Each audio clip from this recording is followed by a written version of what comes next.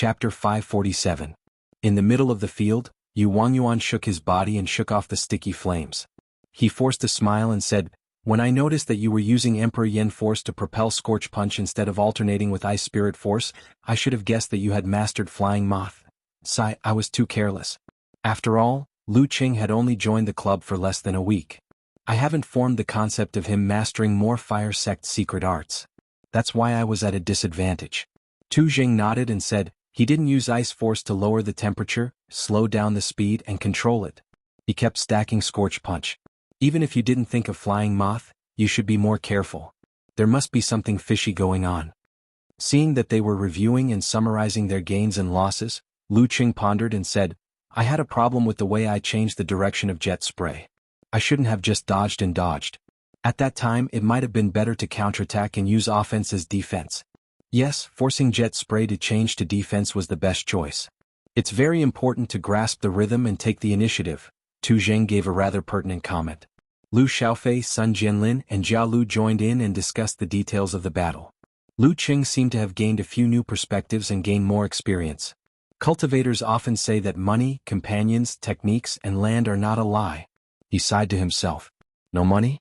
How can you practice martial arts if you don't have money? You can't even keep up with the nutrition. At the initial stage of body forging, one had to at least ensure that they ate enough meat every day.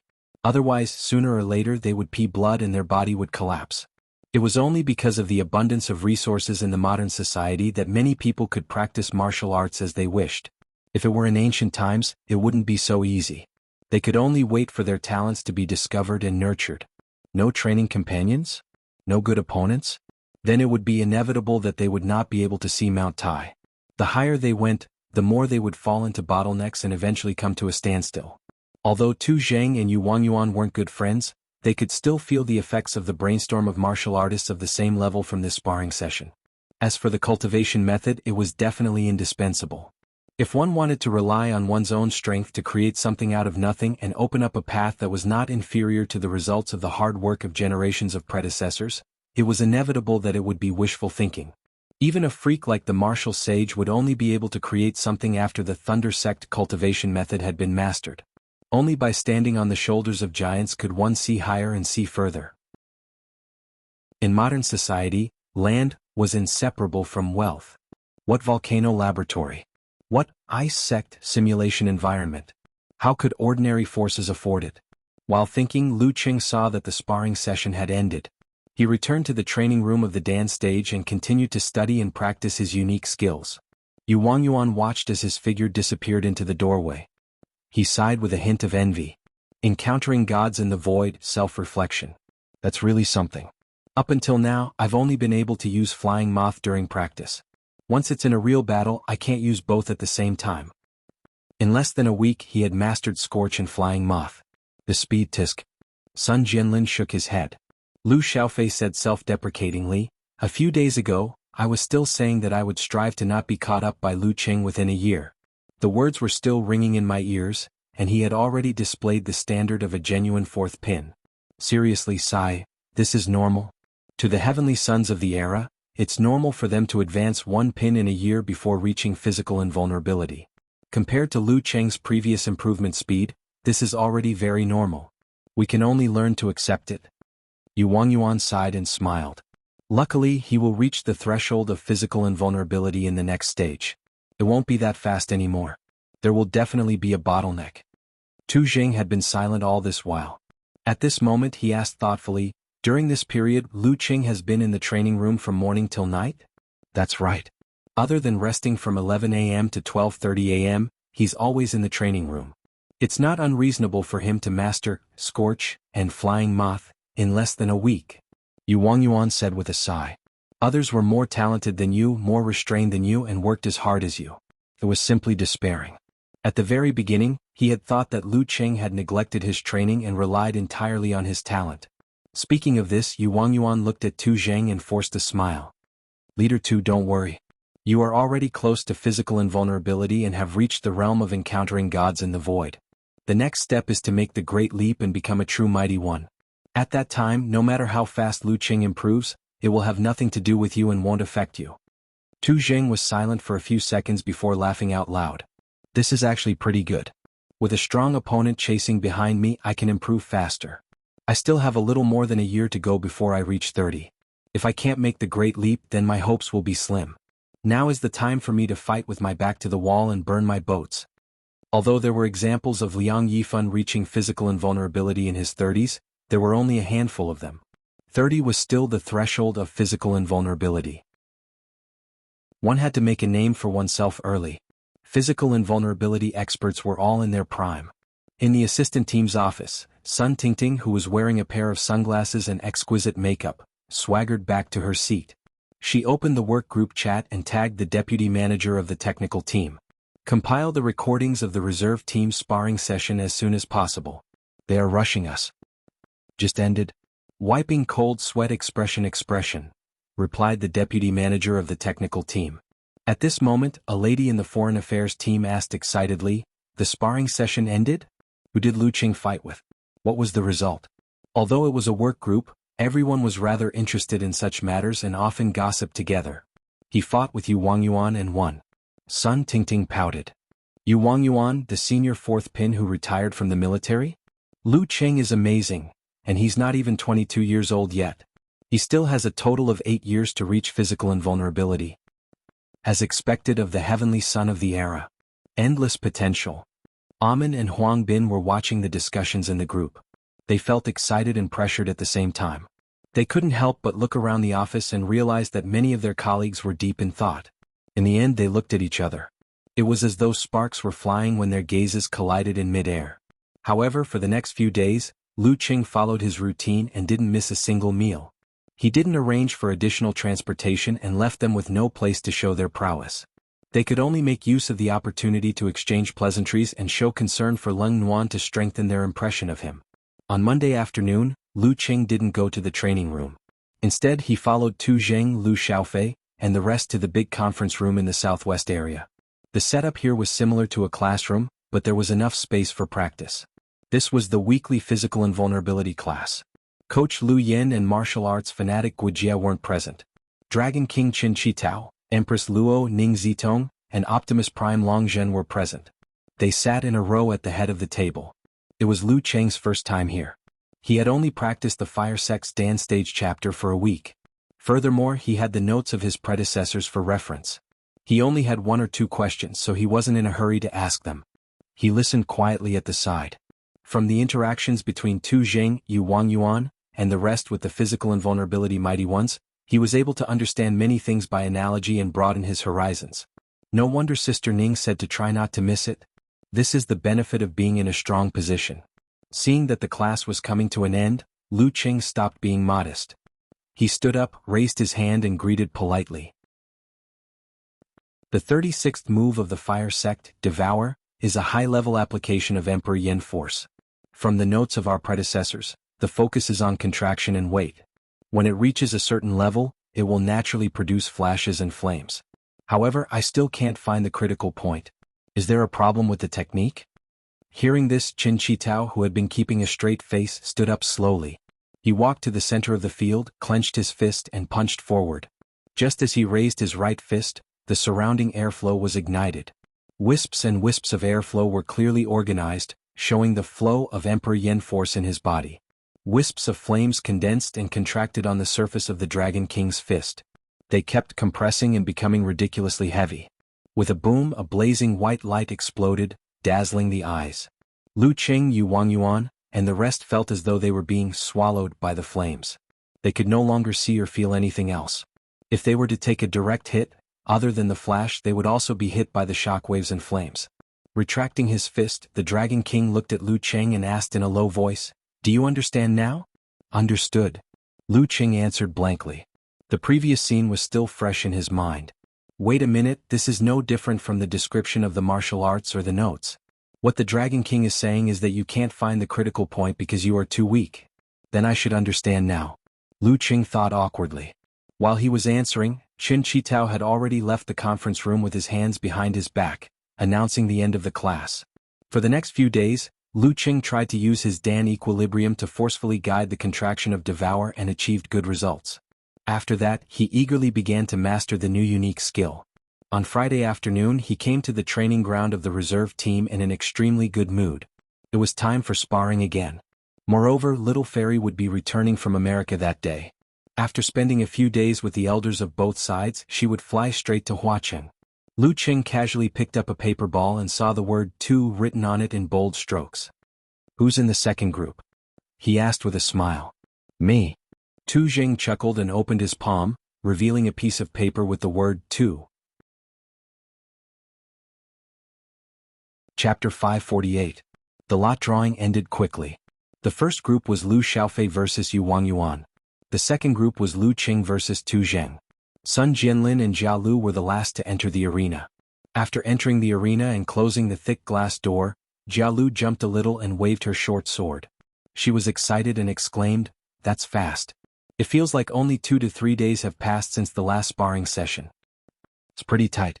Sometimes I wonder if it would be better to have sparring sessions once a month." Sun Jianlin slowly stretched his muscles and bones.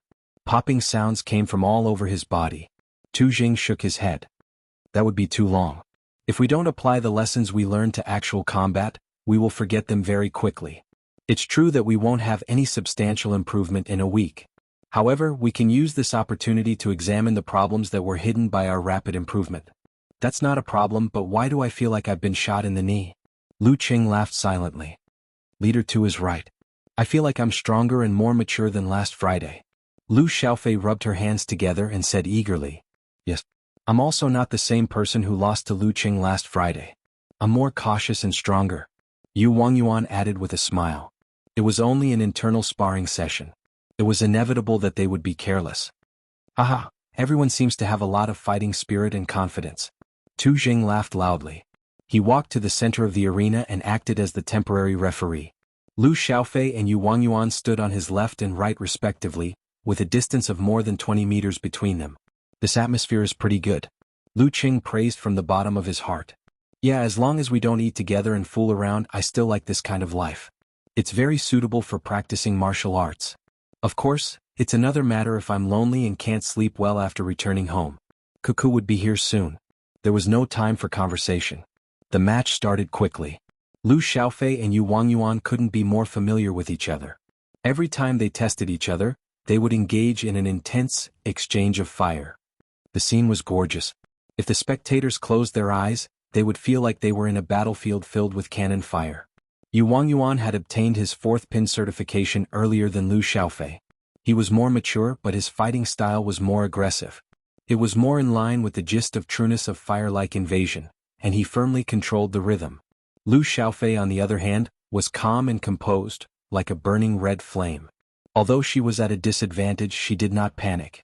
Finally, she caught the problem in the opponent's connection and launched a counterattack. Switching from defense to offense, Lu Xiaofei demonstrated her shocking explosive ability to Lu Qing and the rest. Her sacrificial explosion and force concentration stage ignited a prairie fire. Every step she took was firm and steady. Every move she made closed in, forcing Yu Wangyuan to bring out his trump card in advance. It was the Purple Sun that he hadn't been able to use in his battle with Lu Qing last week. The 11th move of the Fire Sect, Purple Sun, a simplified physical invulnerability move, Purple Sun. This was a move that was both offensive and defensive. Its execution speed would not be faster than the internal explosion, used by martial artists of the same realm, but it was a close-range defensive move. Even if there were not many openings, it could still be executed in time. The moment Purple Sun was executed, the space 5 centimeters in front of Yu Wangyuan was immediately filled with the golden red flames that spewed out from his mouth and palm, creating a vortex. The golden red flames were quickly dyed purple, trapping Lu Xiaofei's fist. Her double explosion was unable to hit her opponent, only shattering the vortex. The purple flames were like arrows shooting outwards and messing up the situation. Yu Wangyuan seized the opportunity and regained the initiative. He controlled the rhythm and did not give Lu Xiaofei any chance to turn the tables. Even if she did the same and used Purple Sunday, Lu Qing watched attentively. He realized that no matter if it was Yu Wangyuan or Lu Xiaofei, once they used Purple Sun, their expressions would inevitably show signs of fatigue. Their bodily functions would also decrease to a certain extent. Therefore, he had a clear understanding of the exhaustion of this simplified physical invulnerability move. After the first battle, the few of them gathered together. With Yu Wangyuan and Lu Xiaofei as the center, they summarized the battle and exchanged their views.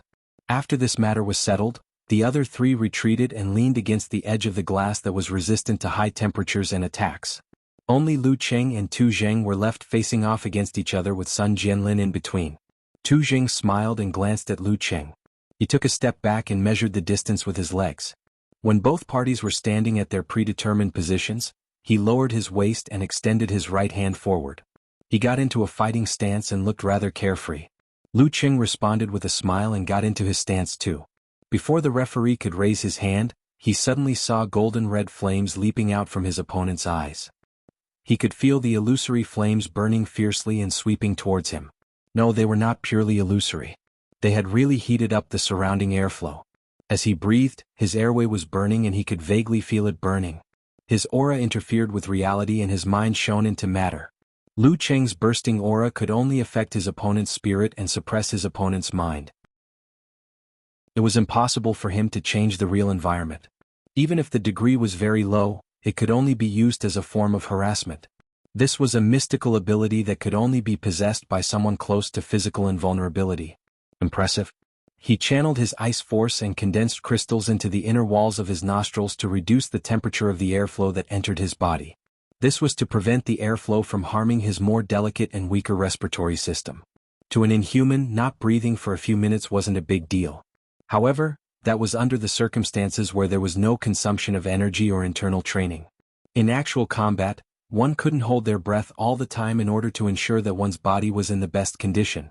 Sun Jianlin looked left and right and took 2 steps back. He swung his arm down abruptly and said, "Begin." Tu Zheng took a step forward with his right leg. It was as though the locomotive of a high-speed train was pulling his body forward. With a clang, he was not far away from Lu Cheng. The high temperature and strong wind that he created could almost blow his opponent away and burn his eyes. Invading like fire. Just as he stopped, he had already retracted his qi and blood. His right arm swung out along with the eruption of a volcano. He clenched his fist tightly and the golden red flames intertwined. Lu Cheng didn't do any dodging. Now wasn't the time to practice his body movement.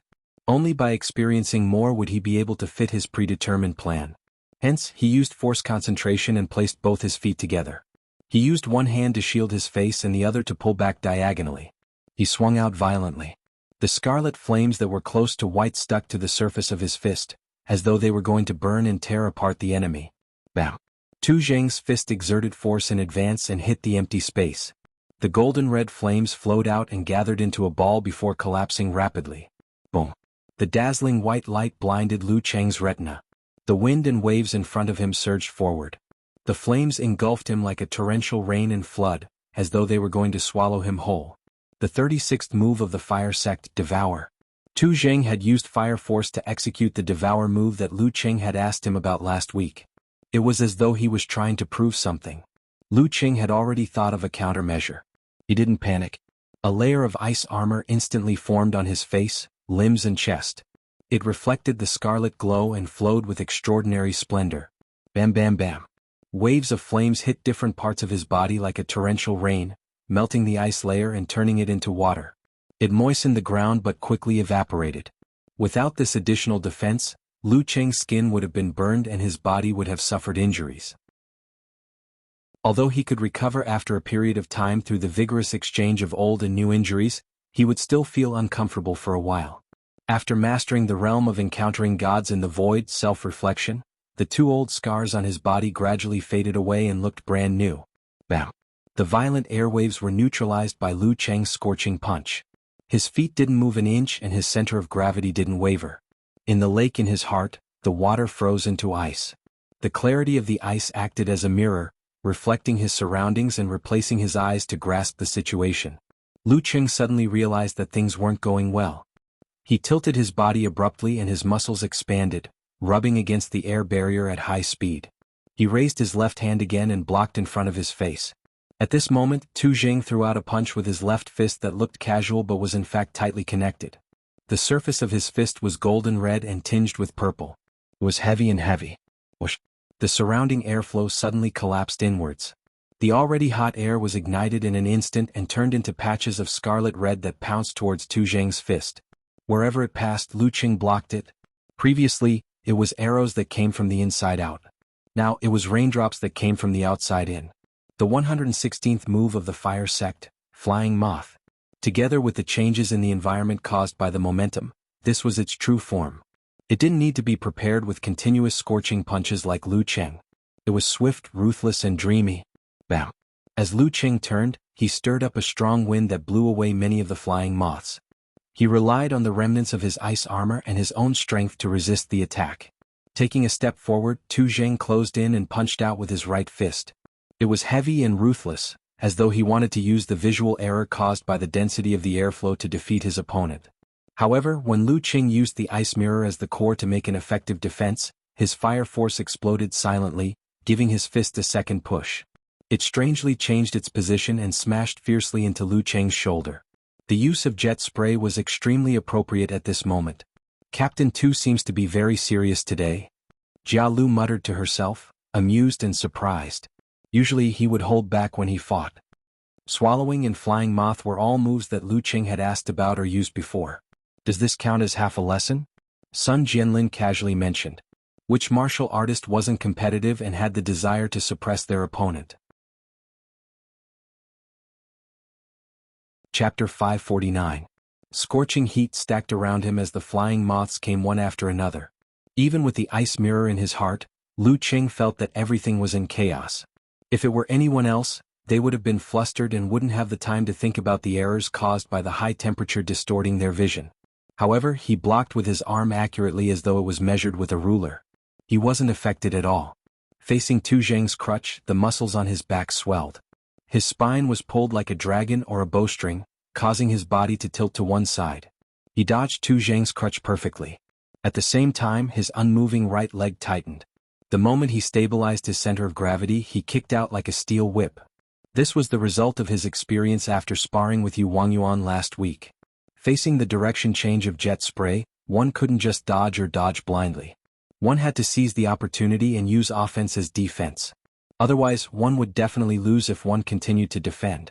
However, Tu Zheng seemed to have expected this. He didn't stop his fist in the air and swung it downwards, causing his body to fall forward. Taking advantage of the momentum, he stepped out with his left leg and used his knee to hit the side of Lu Cheng's whip leg. Without any hesitation, he neutralized his opponent's counterattack.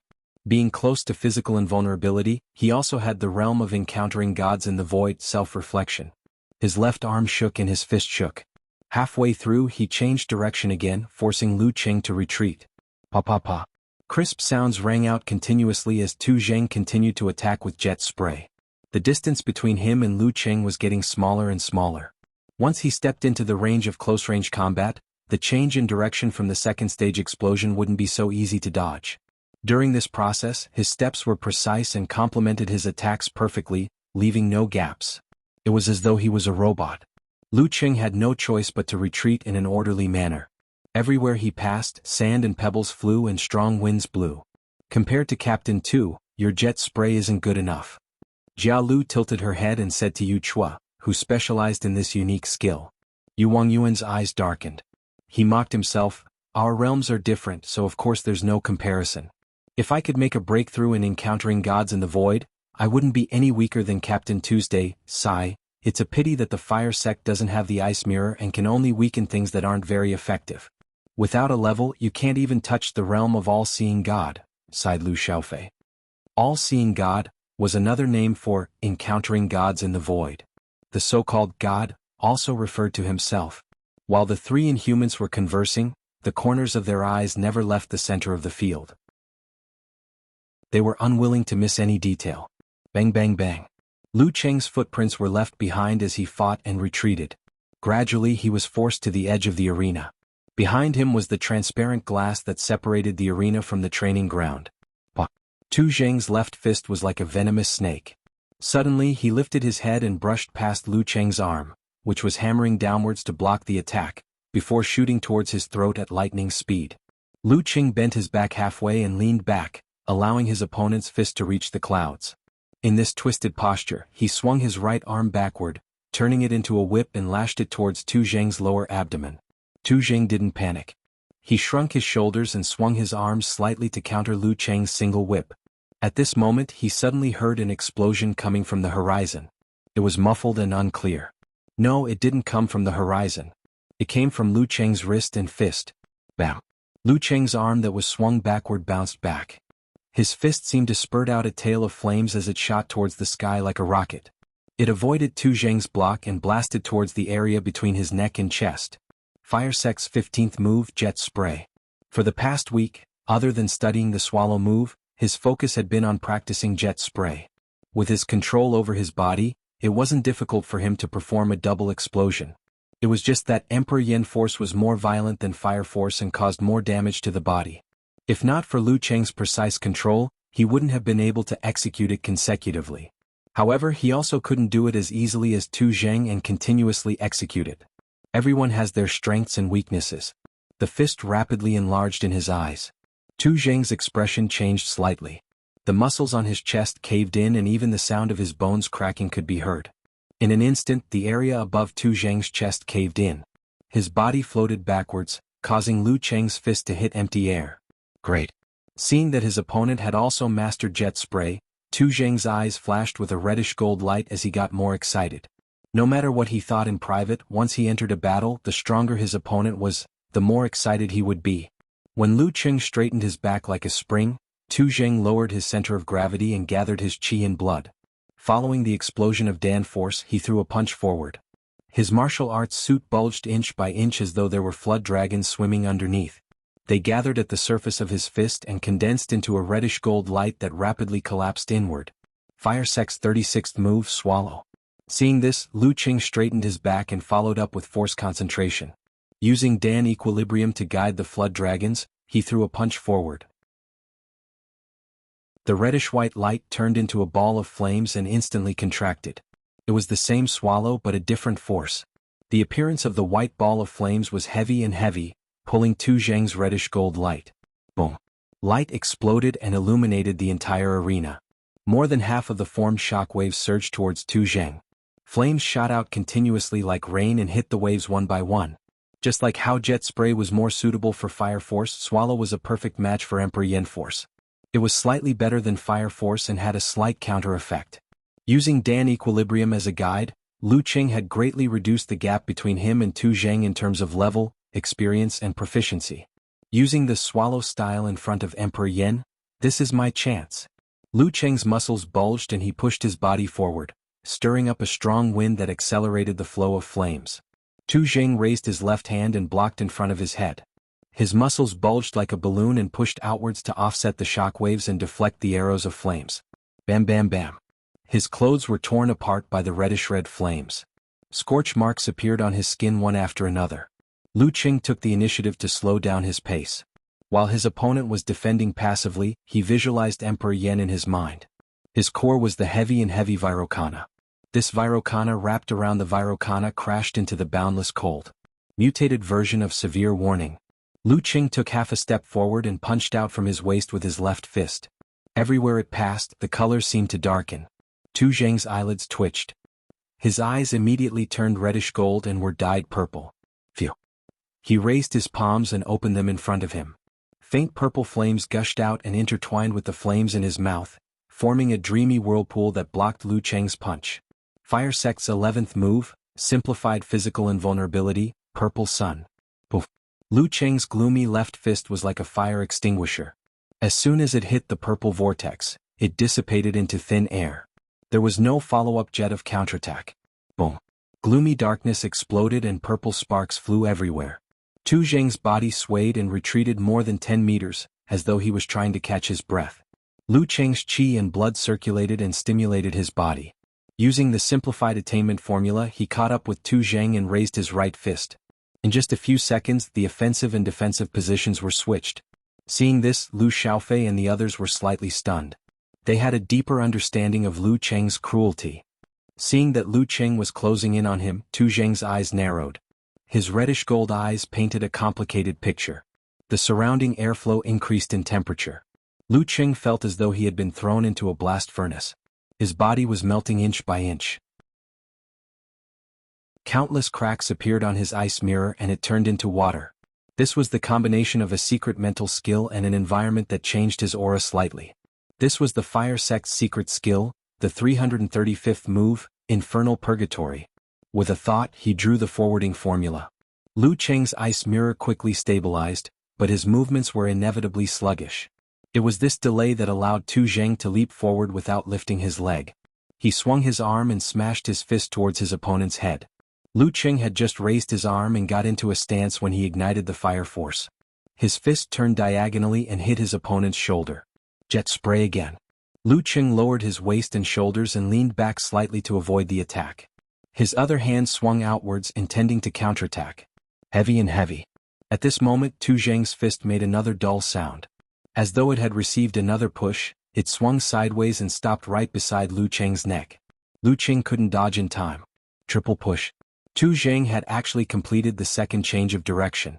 This was the highest level of jet spray. He was close to physical invulnerability and had reached the realm of encountering gods in the void. He could control his body precisely and had barely mastered it. He had split the fire force into internal and external parts and separated them. He would first explode outwards before exploding inwards. This was his first time using it today. Lu Cheng wasn't the only one stunned. Even the referee, Sun Jianlin, and the rest were stunned. Impressive. Lu Cheng kept his stance and praised from the bottom of his heart. As expected of a mighty one who was close to physical invulnerability. You're not bad yourself. Tu Zheng, who had won the match, was in a good mood and gave him a thumbs up. Leader 2, you were holding back just now.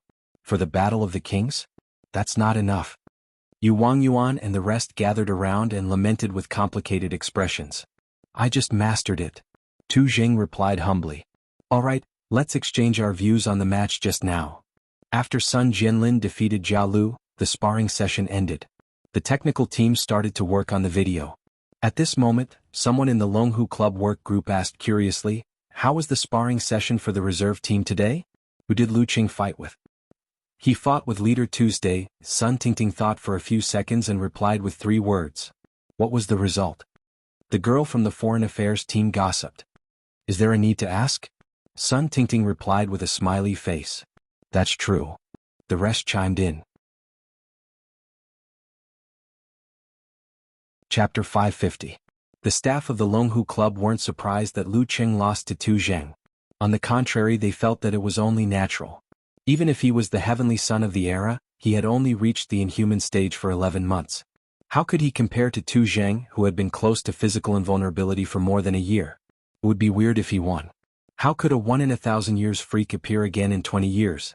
Sitting in a small cubicle, Amen stared at the computer screen on her desk. She didn't feel disappointed and thoughts kept flashing through her mind. After joining the club, she specially bought the autobiographies of the Dragon King and other physical invulnerability experts to understand the commonalities of martial artists. She didn't want to offend the target of her service. If that happened, not only would she fail to get promoted, she might even lose her job. From those books, she realized that most of the mighty ones cared about winning and losing. The only difference was the extent. As the heavenly son of the era who had the potential to reach physical invulnerability, Lu Cheng should have a similar mentality. Although it was just an internal practice match, he would most likely feel depressed. It wouldn't be too much, but it would definitely be there. At this time, she could pretend to meet him by chance, praise him a little, express her admiration and envy for his bright future. That would earn her a good impression and recognition. If he had lost a crucial match, she might not dare to go.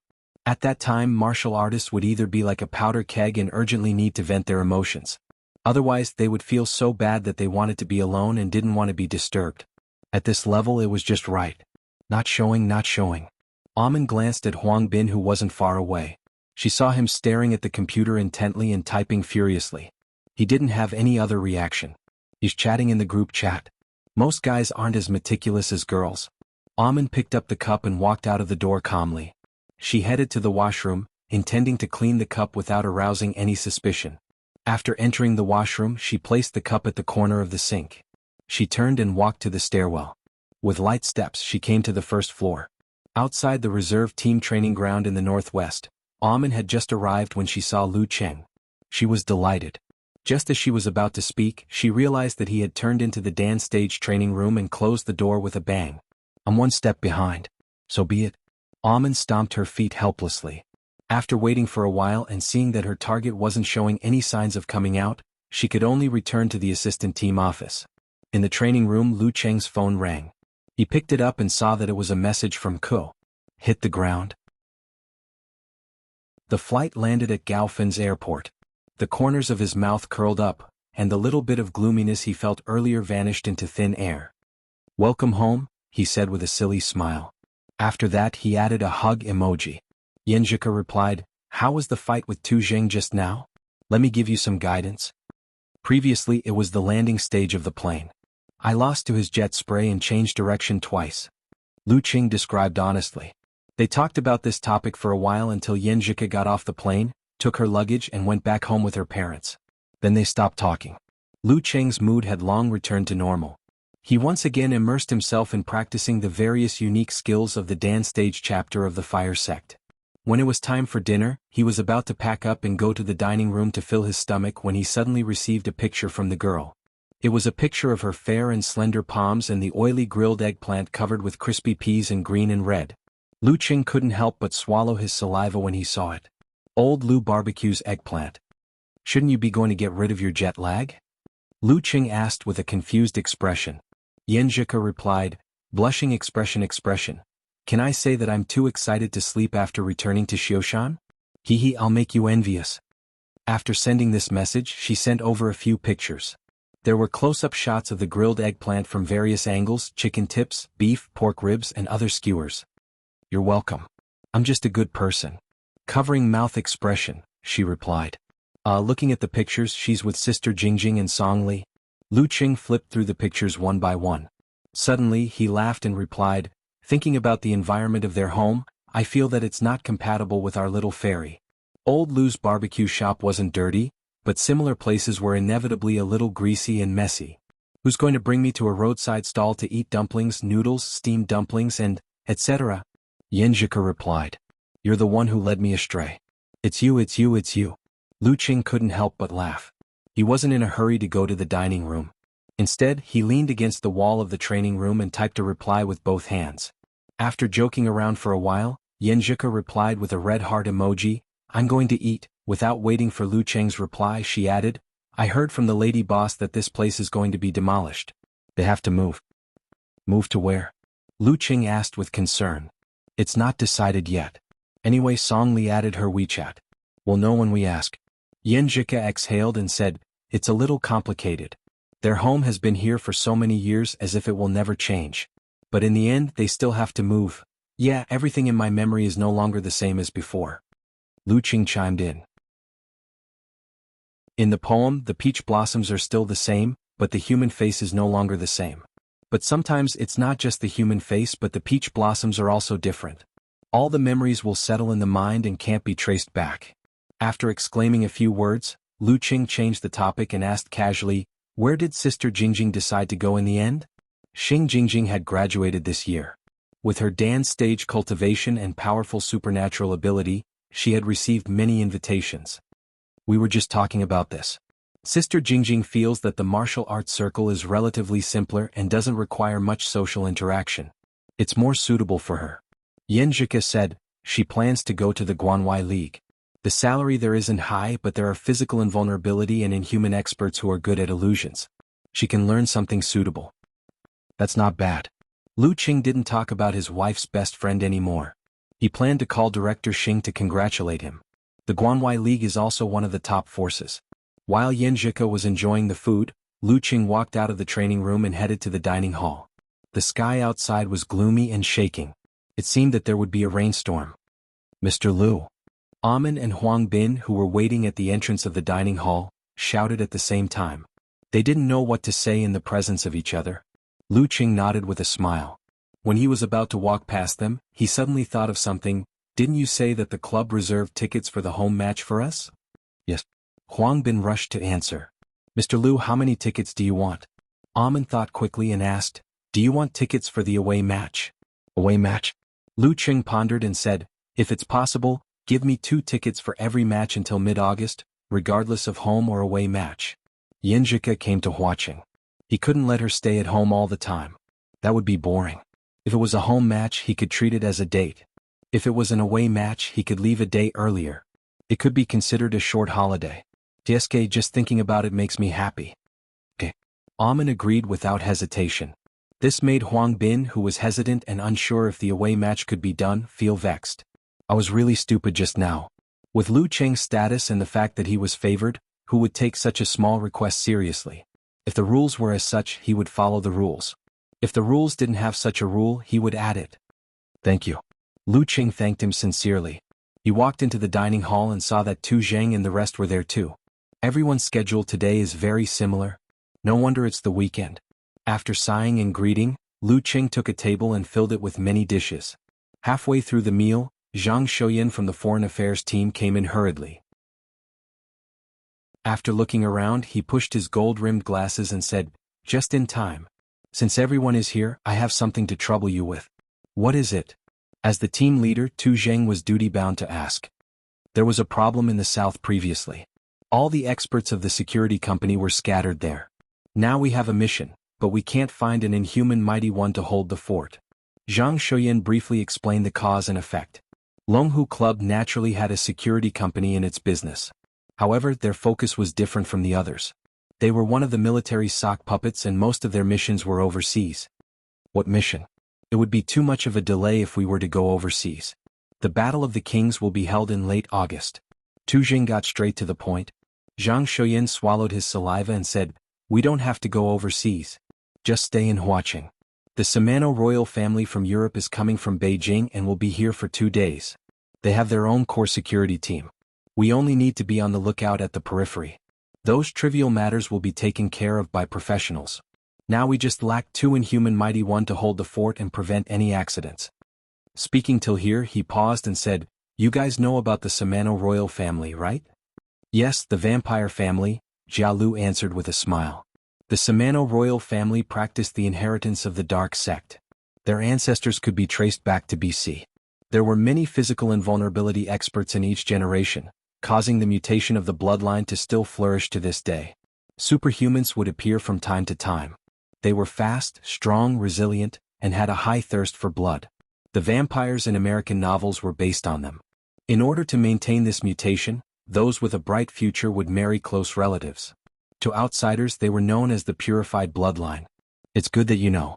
Other than being on the lookout at the periphery, we also have the intention of keeping an eye on them in case they can't control their impulses and make any mistakes, which could lead to bad consequences. It's better to be safe than sorry. Zhang Xiuyan explained. Who's going? We need to. The remuneration will be distributed in the form of benefits. Isn't this a mission similar to Spider? It's troublesome. Lu Qing pretended not to hear.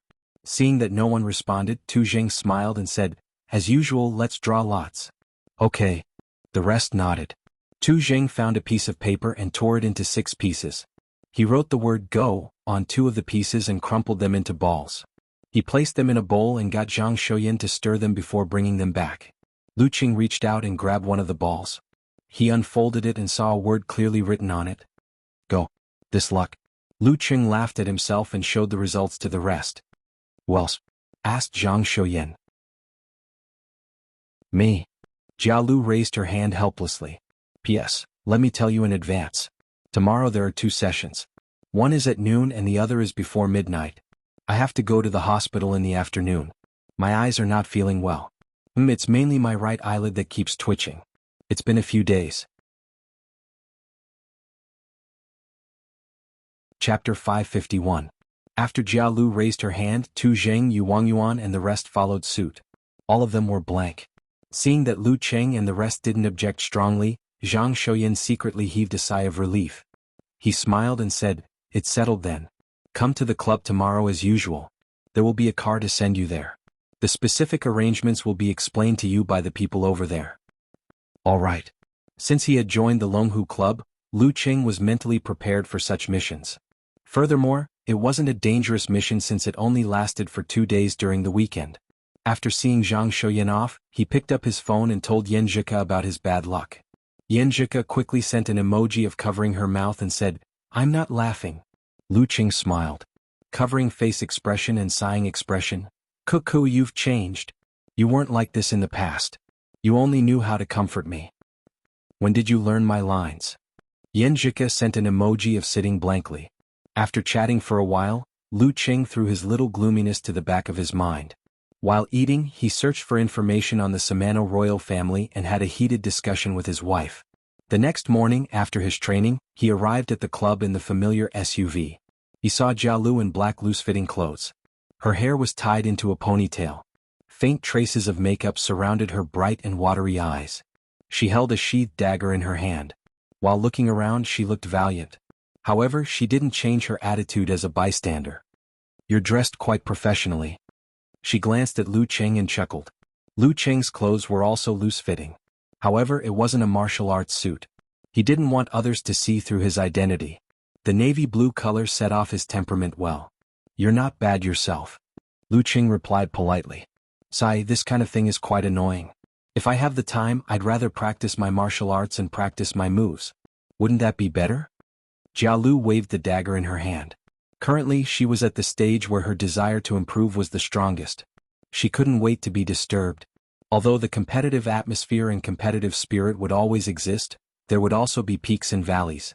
It was impossible for it to be so strong all the time. When a few people got along with each other for a long time, this aspect would fade. Just like the reserve team from before, it would only become active again when a newcomer joined and disturbed the tranquility. Because of this, Jialu was stimulated by Lu Cheng. She also noticed that everyone else was working hard. How could she be willing to slow down and waste time? Lu Cheng smiled and said, "Anyway, I've already drawn it. Saying more will only ruin my mood. Let's just treat it as an adjustment and save energy for later." "That's the only way." Before Jialu could finish her sentence, she saw a black car drive over and stop in front of her. "Good morning, both of you." A man whose thighs and calves were almost the same size pushed open the door and greeted them with a smile. He also had a ponytail, wore Hawaiian-style shorts and wore purple-rimmed glasses. He looked more like a director than a security company employee. Of course, if he didn't have a gun, he would look more like, "Hello." Lu Cheng and Jialu retracted their expressions and returned the greeting politely. "Sorry to trouble both of you." "Let's talk in the car," said the ponytail man as he showed his ID. As inhuman mighty ones, they were bold with their skills. Also, they noticed that the driver was Zhang Shouyan from the External Affairs team, so they sat in the back seat. After closing the car door, the ponytail man went to the front passenger seat. He turned his head and said, "My name is Xue Jian. I used to be a member of the club, but now I'm working in a security company. You don't have to worry too much this time. Everything will be handled by professionals. You just have to follow the arrangements and wait within a certain area. Make sure that if anything happens, there won't be no one and you'll be able to make it in time. There are many people in the day, so it's best if both of you work together. At night you can take turns." Lu Cheng and Jialu nodded at his words. Their expressions became relaxed. After Xue Jian finished his explanation and confirmed a few questions, they took out their phones at the same time and went about their own business. In the next few hours they went to the airport, to the hotel, and finally to the grand banquet hall. Throughout the entire process, they didn't have to watch the surveillance cameras or be on high alert. It was all other people's business. In other words, before an accident happened, they were just there to fill in the blanks. In the luxurious yet low-key banquet hall, Lu Cheng and Jialu stood in a corner, wearing undetectable earphones. They looked like the most ordinary security guards. However, it was just an appearance. The unprofessional Lu Cheng would occasionally look at his phone screen with a smile and type furiously. At other times, his eyes would be half closed, making use of the free time to think about the remaining secret arts of the fire sect in the dance stage chapter and simulate them in his mind. Jialu paced back and forth. This was the 39th time she had done this today. Looking to the side, she sighed, half out of curiosity. "Aren't you bored? Are you okay?" Lu Cheng gave him a puzzled look. "You seem to be having a good time?" Jialu thought for a long time but couldn't think of the phrase enjoying oneself. "That's because I have a wife. You probably need a boyfriend." Lu Cheng ridiculed, "Isn't it the same everywhere you play with your phone?" Jialu was speechless at first. In the end, she said earnestly, "In our martial arts school, people who are addicted to their phones will be slapped in the palm. You guys are so pitiful." Lu Cheng didn't notice the insinuation. He smiled and pointed to the front. "Then let's enjoy the scenery. I have to say, the members of the Samano royal family are quite good-looking." They were more than just good-looking. They were all handsome men and women with black hair and red eyes. They were more than enough to make movies or TV series. "I'm sick of it. I want to get into a stance and practice a set of martial arts now." Jialu looked to the front, feeling lonely. Lu Cheng's mouth twitched. He was about to tease her when Shui Jian's voice suddenly came from the earpiece. At your 9 o'clock, there's a little prince acting strangely. He's a powerful superpower user. One of you will follow him. If he wants to go out or do something bad, stop him. Okay. Lu Cheng agreed and turned to look at Jia Lu, hinting with his eyes, aren't you bored? Here comes the trouble. Jia Lu turned her head and pretended not to see or hear. Lustful. Lu Cheng criticized in his heart. He strode towards the direction Shui Jian had described. He saw a 13 or 14-year-old boy moving towards the washroom. He was wearing a tuxedo with a red bow tie. His black hair was spiked back and his red eyes were like gems. He looked meticulous and childlike. That's him. Prince Cinda, follow him. Keep a distance. Shui Jian's confirmation came from Lu Cheng's earpiece. Lu Cheng pressed his ear and slowed down his movements. He followed Prince Cinda into the corridor leading to the washroom. After a few steps, he saw Prince Cinda's ears twitch. He suddenly turned and stood in the shadows outside the washroom. His body quickly darkened as if he had blended into the shadows. But that was only relatively speaking. Prince Cinda's silhouette could still be seen at a glance. He stood there motionless with his shoulders shrunk. It was as if he had turned invisible. Do you think I'm F***king blind? Lu Cheng was confused. He thought for a while and walked over. He smiled and spoke in a foreign language. Hello, this is the women's washroom. The men's washroom is a little in front. Prince Cinda's figure gradually became clearer. He was stunned. You can see me? I'm not blind. For a moment, Lu Cheng was speechless. Prince Cinda blinked his red eyes in confusion and said, They all say that my shadow form ability is very outstanding. It's impossible to see or find me. I get it now. You must be a very, very powerful mighty one, right? I'm more than willing to accept the evaluation. But what happened just now has nothing to do with mighty one. Anyone with normal eyesight can see them? They should go see an ophthalmologist. Lu Cheng forced a smile. Just as you expected. I knew I could meet a mighty one this way. Prince Cinda muttered and revealed a childlike smile. No, he was a child. Sir, can you be my opponent? Let me practice my superpower. No, it's not a battle. I just want to confirm what level my superpower is at. My family, my friends, and my servants are all very polite to me. I always feel that I'm not very sure. Sir, is that okay? Lu Cheng was stunned. He spoke into the mini walkie-talkie on his collar.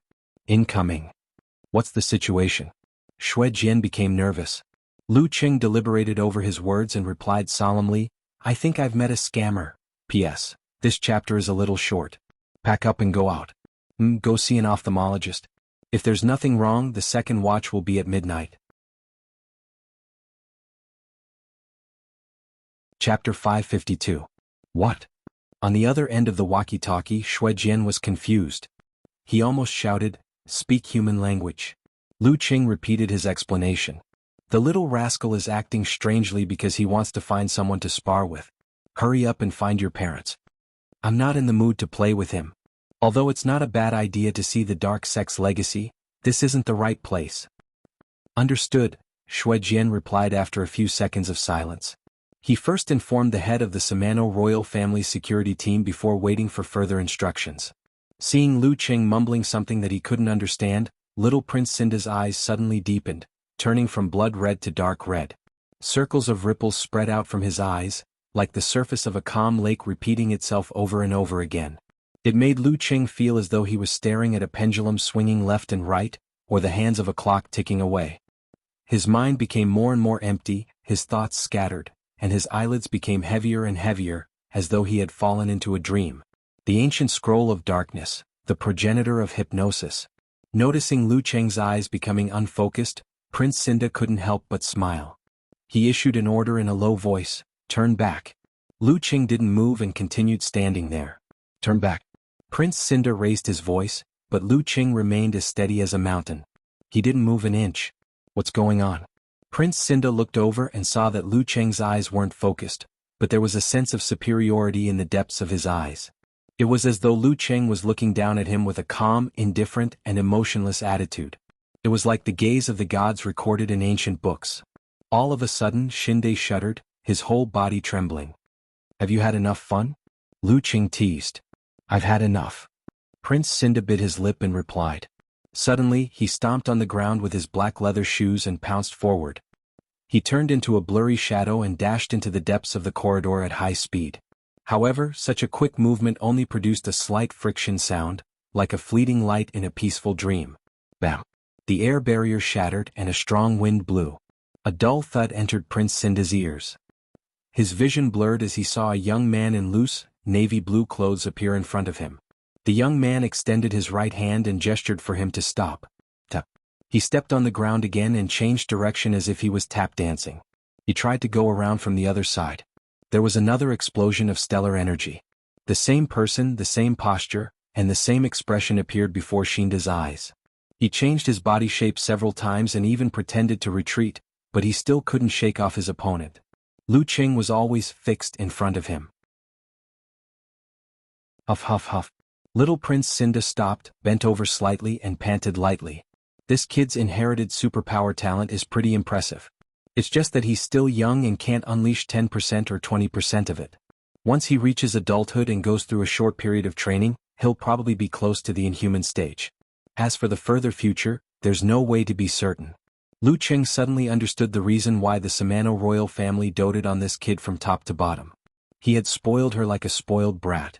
Even though Zhang Xian was very polite and naive, he still disregarded the other party's wishes and forced himself to try it.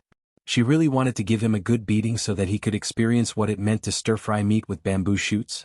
Would this cause a diplomatic storm? Lu Qing subconsciously looked at the cameras around him. For some reason, little Prince Cinda felt his heart clench and instinctively took 2 steps back. He wasn't willing to give up. With a push of his palm, all his pores opened and spewed out a scarlet mist. It was so evil and so cold, yet it carried a faint fragrance. It combined the effects of dizziness, corrosion, weakness, and coagulation. The ancient scroll of darkness, blood-boiling mist. This was the product of Cinda directly vaporizing a small amount of his own blood and mixing it with his darkness supernatural ability. The scarlet mist spread and quickly enveloped Lu Qing. Seeing this, a look of delight flashed across Cinda's eyes. At this moment, the mist seemed to thicken and solidify. In less than a few seconds, it formed pieces of translucent snowflakes of various shapes. They were dark red in color and drifted down slowly. It was a beautiful and dreamy sight. Sizzle. The scarlet snow covered the ground and let out a soft sizzling sound. It quickly melted into water, leaving behind clear marks. After the blood mist cleared, Lu Qing's eyes reflected the figure of a boy in a black tuxedo with a red bow tie and combed back hair. He took a step forward. Inexplicably, Cinda panicked and took another 2 steps back. He blurted out in a croaky voice, What are you trying to do?" Lu Qing only wanted to scare the brat and didn't intend to use violence. Just as he was about to reply fiercely, he suddenly sensed someone entering the corridor. "Sister Irina." Little Prince Cinda shouted in surprise, as though he had seen his savior. Lu Qing didn't turn his head, but the figure of the person appeared in the ice mirror. It was a lady in her late 20s wearing a gorgeous evening gown. She had the signature black hair and red eyes of the Samano royal family. She had long eyebrows and bright eyes. She was beautiful and elegant, and her figure was hot. She brought out the elegance and sexiness of the bareback dress. As she walked, it was as though she was a seductive darkness. She gave people a feeling of danger, but they couldn't help but want to approach her. "The strong are extraordinary. Princess Irina," Shui Jian introduced through Lu Qing's earpiece. Lu Qing nodded slightly and stepped aside, allowing little Prince Cinda to run past and stand beside the person. Little Prince just walked into the wrong washroom. He described what had happened with a straight face. "I was just..." As a gentleman, Cinda's face flushed red. "How could I enter the ladies' washroom?" Without waiting for Irina's reply, Lu Qing pretended to be on the walkie-talkie. He left the place and returned to the banquet hall. Princess Irina didn't speak. She just frowned and sized him up with a strange look. "Sister Irina, do you know him?" Cinda was raised to be a child, but that didn't mean he was stupid. He keenly sensed his cousin's abnormality. "You could say so." Irina retracted her gaze and answered faintly. She muttered to herself, "The feeling of starry sky is so familiar." Ever since Lu Qing was listed as the heavenly son of China, the intelligence agencies of various countries had been collecting information on him. He was a key target of observation. When he left the University Martial Arts Circle and joined the Longhu Club, similar information was presented to the higher-ups of various countries. They viewed him as the successor of the Dragon King. Irina, who had been in touch with the royal family for some time, naturally knew about it. Is he very strong? Little Prince Cinda asked excitedly. Very strong. Irina nodded solemnly. Little Prince Cinda's eyes darted around. He asked curiously, then is he stronger than you, Sister Irina? For now I'm stronger. Irina boasted a little. She and Lu Qing were at the same level. As for whether she could defeat him, she would only know after a real battle. Cinder immediately revealed a puzzled expression. But he can see through my shadow transformation. Sister Irina, you can't? Irina's expression froze. She was momentarily speechless. Should I say that I lied to you just now, or have I always lied to you? Her thoughts raced and she was quick-witted. Irina smiled gracefully. Perhaps his ability is the nemesis of shadow transformation. I see. Little Prince Cinda easily believed his sister's explanation. My idiot little brother. The corners of Irina's mouth twitched and she took the opportunity to smile. However, her heart was inexplicably filled with complicated feelings. If nothing goes wrong, Cinda will be my husband in the future, but in my heart he will always be a child. Sigh, destined bloodline, destined marriage. Returning to Jia Lu's side, Lu Qing picked up his phone again and shared the incident with Yan Zhika about his encounter with the naughty kid. So slow? What did that little prince do? Jia Lu tilted her head and asked curiously. He was playing hide and seek. Lu Qing replied casually. Jia Lu almost couldn't believe her ears.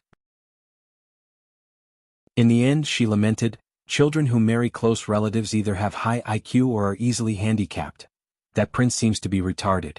At night, in the hotel where the Samano royal family was staying, Lu Qing and Jia Lu were in the surveillance room. One was resting with his eyes closed, while the other was paying close attention to the professionals. Once they noticed something amiss, they would take action immediately. In Irina's presidential suite, she was pacing back and forth in her lace pajamas. She looked very frustrated. This was the side effect of the mutated dark bloodline that provided her with great strength. Members of the Samano royal family would be filled with bloodlust from time to time. It wasn't the thirst for blood, but the urge to tear apart flesh and let the warm blood splatter on them. The younger and stronger they were, the stronger the urge. Bam bam bam. Irina threw punches with both hands, deforming the pillow. She didn't intend to go out hunting, even if it was just for real stray animals. Once discovered, it would severely affect the image of the royal family. After all, she was in a big country.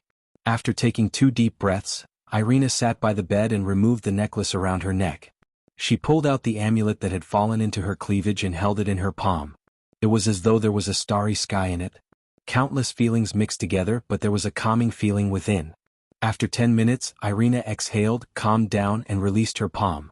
The amulet was brand new, as though it had just come out of the oven.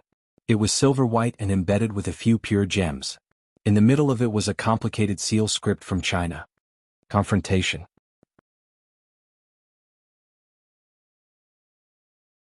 Chapter 553. After calming down, Irina lowered her head and looked at the amulet in her palm. She muttered to herself, no wonder the starry sky felt so familiar. So it's because of this? After 10 seconds of silence, she stood up, picked up her phone, and walked to the window. Her black hair draped over her back like silk, complementing her white lace pajamas. Looking at the city that never sleeps and the flowing galaxy, she dialed a number using the satellite hotline. After a series of beeping sounds, a languid male voice sounded. Still awake. Irina took a deep breath and looked into the distance. She said calmly, Go, I met someone. He's a little similar to the amulet you gave me. They both smell like the starry sky. What? The man on the other end of the phone blurted out. After a few seconds, he asked in a deep voice, Who is it? Lu Qing, the heavenly son of China. Princess Irina narrowed her blood-red eyes, reflecting the lights of thousands of homes. Got it. The man paused for a moment before replying, Don't provoke him or attract his attention. I'll make arrangements for the rest. Okay, I just wanted to inform you. Irina smiled and asked, Is the sun still so bright in Zhanweilberg? Her beautiful face was expressionless, without a trace of a smile. Yes, I'm sunbathing and about to fall asleep. The man on the other end replied with a laugh. After chatting for a while, they hung up. Irina was still standing by the window. Her pajamas were pure white, her hair was black, and her eyes were blood-red. Her gaze was deep and distant as she looked at the outside world. She muttered to herself, Gu, does your mystery have anything to do with this? The Samano royal family security team was not only responsible for guarding against accidents and ensuring safety, but also keeping an eye on some of the bloodline members and preventing them from venting their anger outside. That was the responsibility of damaging the country's reputation. Therefore, the night passed without any incidents. Lu Qing and Jia Lu had a rather relaxing time. It was the same the next day. The schedule was tight with talks, visits, balls and even banquets. "TSK, what did you do yesterday? Did the Samano royal family's princess take a liking to you?" She kept looking at us. She kept looking. Jia Lu took a look at the beautiful Irina, took a deep breath and clicked her tongue. Lu Qing curled his lips and said, "You like me? She wants to fight with me. She's also an expert of a similar level. She'll definitely be delighted to meet a worthy opponent." He had done his research beforehand and was very clear about Irina's strength. "Then why didn't she look at me?" Jia Lu retorted. As soon as the words crossed her mind, she was immediately annoyed. "Just pretend I didn't ask." The answer was very simple. Lu Qing was the heavenly son of the era and had a great reputation. She had been promoted in the martial arts school but had never won a prestigious championship. Although her talents and strength were not bad, they were not widely known. For the princess of the Samano royal family, she really didn't know who he was. "Good thing I don't have to answer." Lu Qing joked with a smile. "My answer is that you are too weak." This would make Jia Lu furious, right? Just as Jia Lu was curious and wanted to get to the bottom of this, Irina slowly walked over with a glass of pale golden champagne. Hey, she's here to challenge you to a duel. Do you accept?" Jia Lu asked with great interest as a bystander. "I'll have to ask Shuejian." Lu Qing was not a coward and was eager to give it a try. Irina stopped in front of him with a graceful posture. Her lips curled into a smile. She said in English, "Lu, has anyone ever told you that you smell good?" "What kind of script is this? Miss, did you say the wrong lines?" Lu Qing was confused. What happened to the agreed duel? After a few seconds, he came back to his senses and shook his head in confusion. "Oh. Coco often says that I'm smelly." Irina frowned slightly before breaking into a smile. "That's a pity." After that, she turned around and walked back to the center of the banquet. What did she mean? Lu Qing looked at Jia Lu, perplexed. Jia Lu was also stunned. Her bright eyes were filled with confusion. After a while, she seemed to have come to a realization. She smiled and said, "Do you need me to translate the real meaning?" "Let's hear it." Lu Qing was perplexed. "In short, your conversation went like this." Jia Lu paused for a moment before teasing, "Dating? No way. Be serious."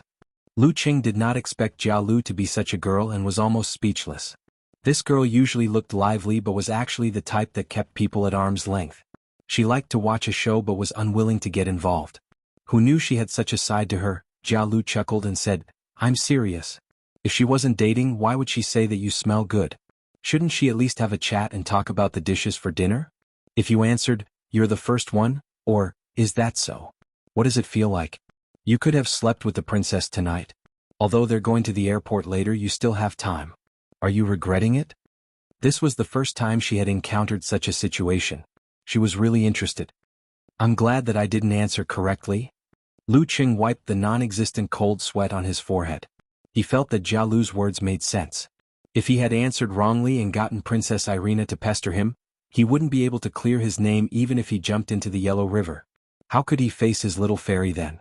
"I'm not considered handsome, and my temperament can only be said to be that of a strong person, the kind that's gentle and reserved. As for my taste, it's even more illusory." Did Irina approach me to collect stamps, or did she have other motives? Could it be that the Samano royal family is really like the vampires in novels where they can do great things by sucking a small amount of my blood? Lu Qing's thoughts ran wild as his imagination ran wild. After that, there were no more incidents until the Samano royal family arrived at the airport after the farewell banquet and flew out of China. "All right, your mission is over. Sorry to trouble you too." Shuejian's voice sounded in Lu Qing and Jia Lu's earphones. Phew, finally free. Jia Lu took off her walkie-talkie and looked at Lu Qing. "I can't wait until tomorrow so I can go to the club's training ground to practice my martial arts." "Me too." Lu Qing smiled and chimed in. Jia Lu's thoughts jumped and she suddenly said, "I haven't sparred with you yet, right? Why don't we not draw lots on Friday and challenge you directly?" She wanted to experience the prowess of the heavenly son of China, find the gap and catch up head-on. "This week." "Not this week. Maybe next time." Lu Qing thought for a while and rejected her suggestion. "What? Did someone arrange it in advance?" asked Jia Lu, puzzled. Lu Qing replied with a smile, I have something on that afternoon and have to take leave. All right. Jia Lu didn't ask any more questions. She regained the temperament of a bystander who was free from worldly affairs. After Lu Qing received another round of guidance from the Dragon King and the other physical invulnerability mighty ones, time flew by and it was Friday in the blink of an eye. Ever since he left in the morning and took the SUV to the club, he had been smiling from time to time. He wasn't the least bit annoyed by Amin and Huang Bin's greetings and even took the initiative to chat a little longer. He told them that he wouldn't be having dinner at the restaurant and that he had to leave at 2 in the afternoon and that it would be great if they could arrange for a ride. Amin and Huang Bin couldn't be bothered to guess why he was in such a good mood. They immediately agreed and tried their best to impress him. After spending the entire morning in the dance stage training room, Lu Qing's efficiency was higher than usual. His appetite was even better at noon and he ate a few more dishes. Just as he was about to tidy up and head to the exclusive resting room, Amin walked in quickly. She smiled and said to all the inhuman mighty ones present, You can register for the Battle of the Kings now. Who wants to participate? It starts on the 19th of August this year. The Longhu Club's requirement for members of the reserve team was to participate in at least 3 preliminary rounds of the title battle every year. They could choose their own targets. It's rare to have the opportunity to spar with friends of the same level. Tu Zheng was the first to register. Lu Qing raised his hand and said, Me too. This was the arrangement that the club had made clear from the start. They would first practice the dance stage chapter of the Fire Sect, then participate in the preliminary rounds of the Battle of the Kings to digest what they had learned through actual combat. Since all of you are going, I'll join in the fun too. Yu Wangyuan, Sun Jianlin, Lu Xiaofei and Jia Lu said one after another. Even the inhuman mighty ones who weren't members of the reserve team and had been transferred to management positions had registered. The inhuman level was neither high nor low. It wasn't as eye-catching as the physical invulnerability experts, nor was it as down-to-earth as the body forging and low-level dance stage experts. It had always been stuck in the middle and didn't have specialized competitions. Currently, the inhuman level competition with the highest standard was the preliminary rounds of the 5 major title battles. The rising stars of the various top forces and almost all the inhuman mighty ones from other sects would participate. It was just that each of them had their own focus. Currently, the Battle of the Kings and Battle of Warrior Sage were not to be missed. Once one could make it through the preliminary rounds of these 2 competitions, one would be able to declare himself as one of the few strongest below physical invulnerability. After Amin finished registering, she smiled like a flower and said, This time, there are 16 slots for the Battle of the Kings preliminaries. I wish all of you the best of luck in advancing to the main competition and getting the chance to spar with physical invulnerability experts. There's always someone better than you. Not to mention those of the same age, those seniors who had been immersed in the inhuman stage for a few years or more than 10 years wouldn't be easy to deal with. Lu Qing thought for a moment and threw this matter to the back of his mind. After all, there was still more than a month to go. After packing up and making some adjustments, he got into the commercial car with a smile on his face and left the club. The most important thing today was to go to the airport to pick up Cuckoo, his wife.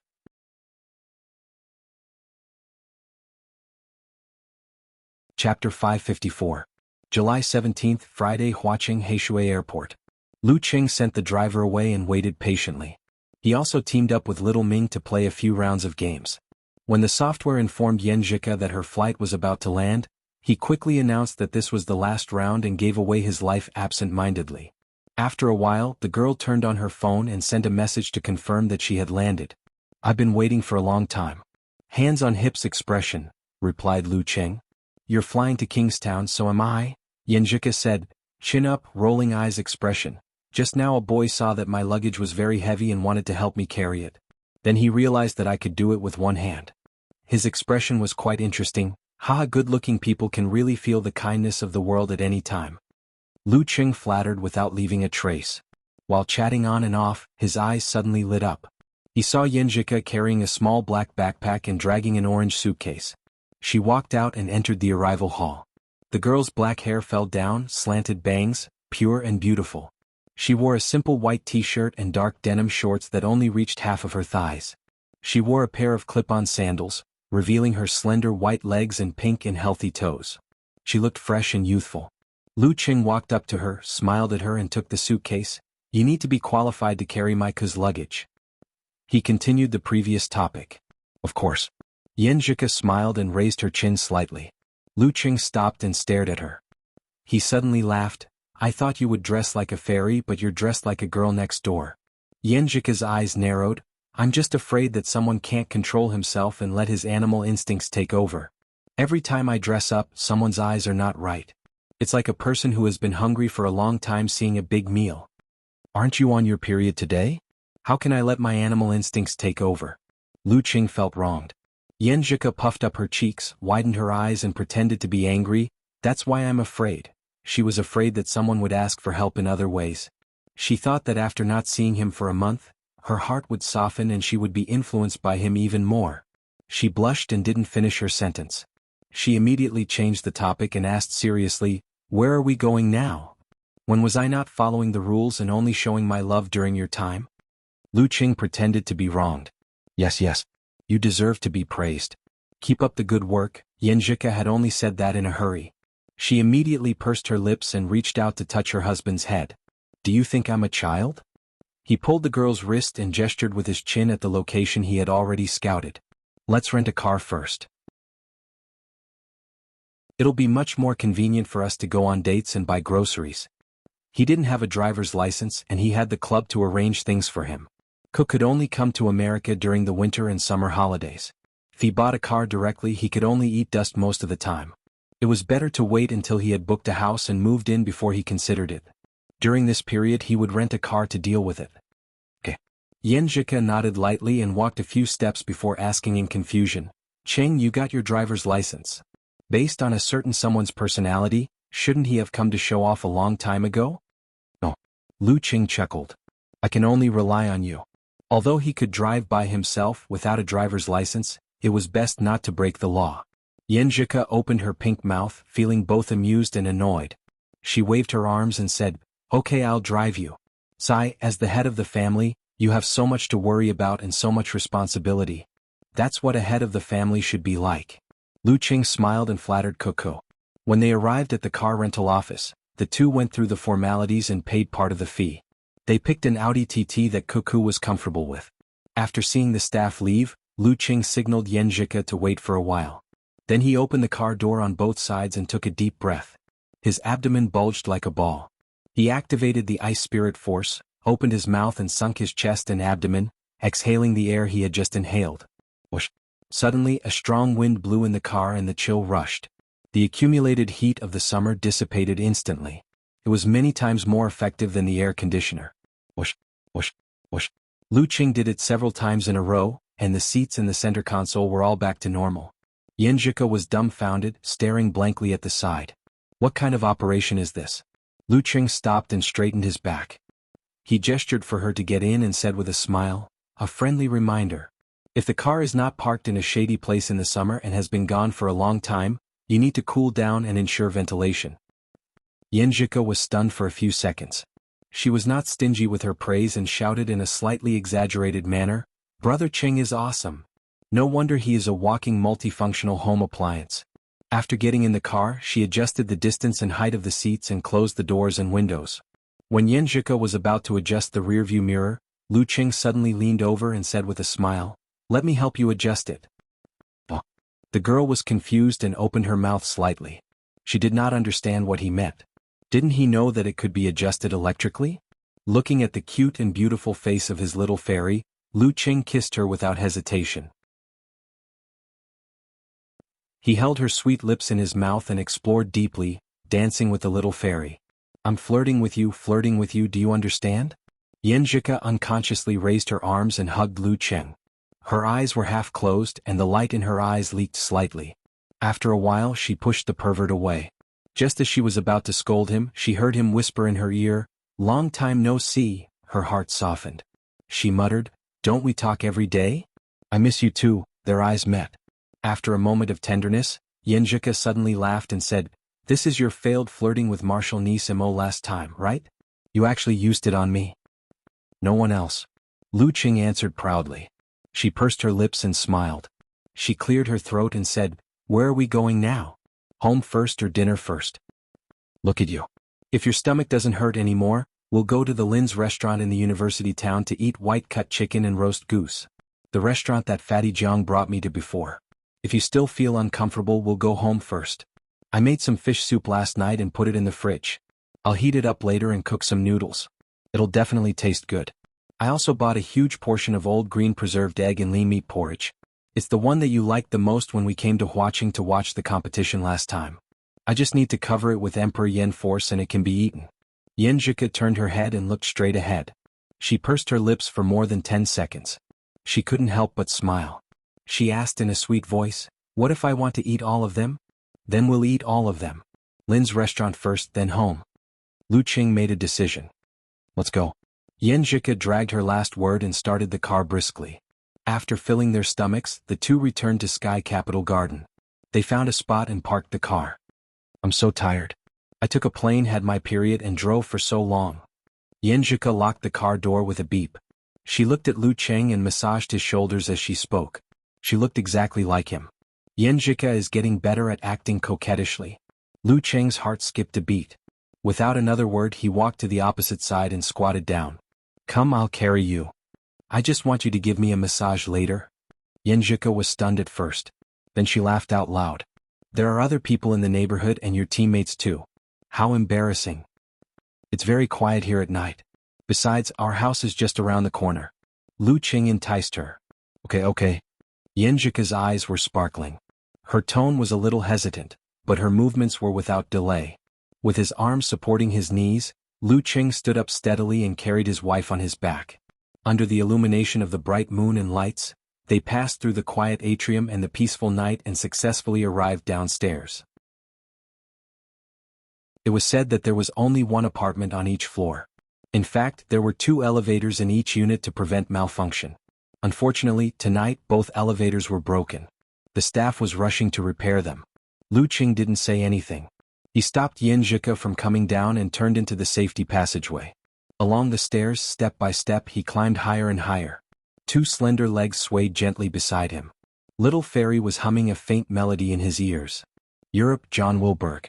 Princess Irina, who had just finished her 2-country visit, entered the study and saw her tutor sitting on a recliner. He was basking in the sun with his eyes closed. Swaying back and forth, he looked like he was in a deep sleep. "Go, this is not in line with etiquette." Irina laughed softly. The man on the recliner opened his eyes, which seemed to hide the starry night sky. His hair was mixed with a lot of silver strands, which made him look both old and young. His facial features and skin color indicated that he was Chinese or Chinese.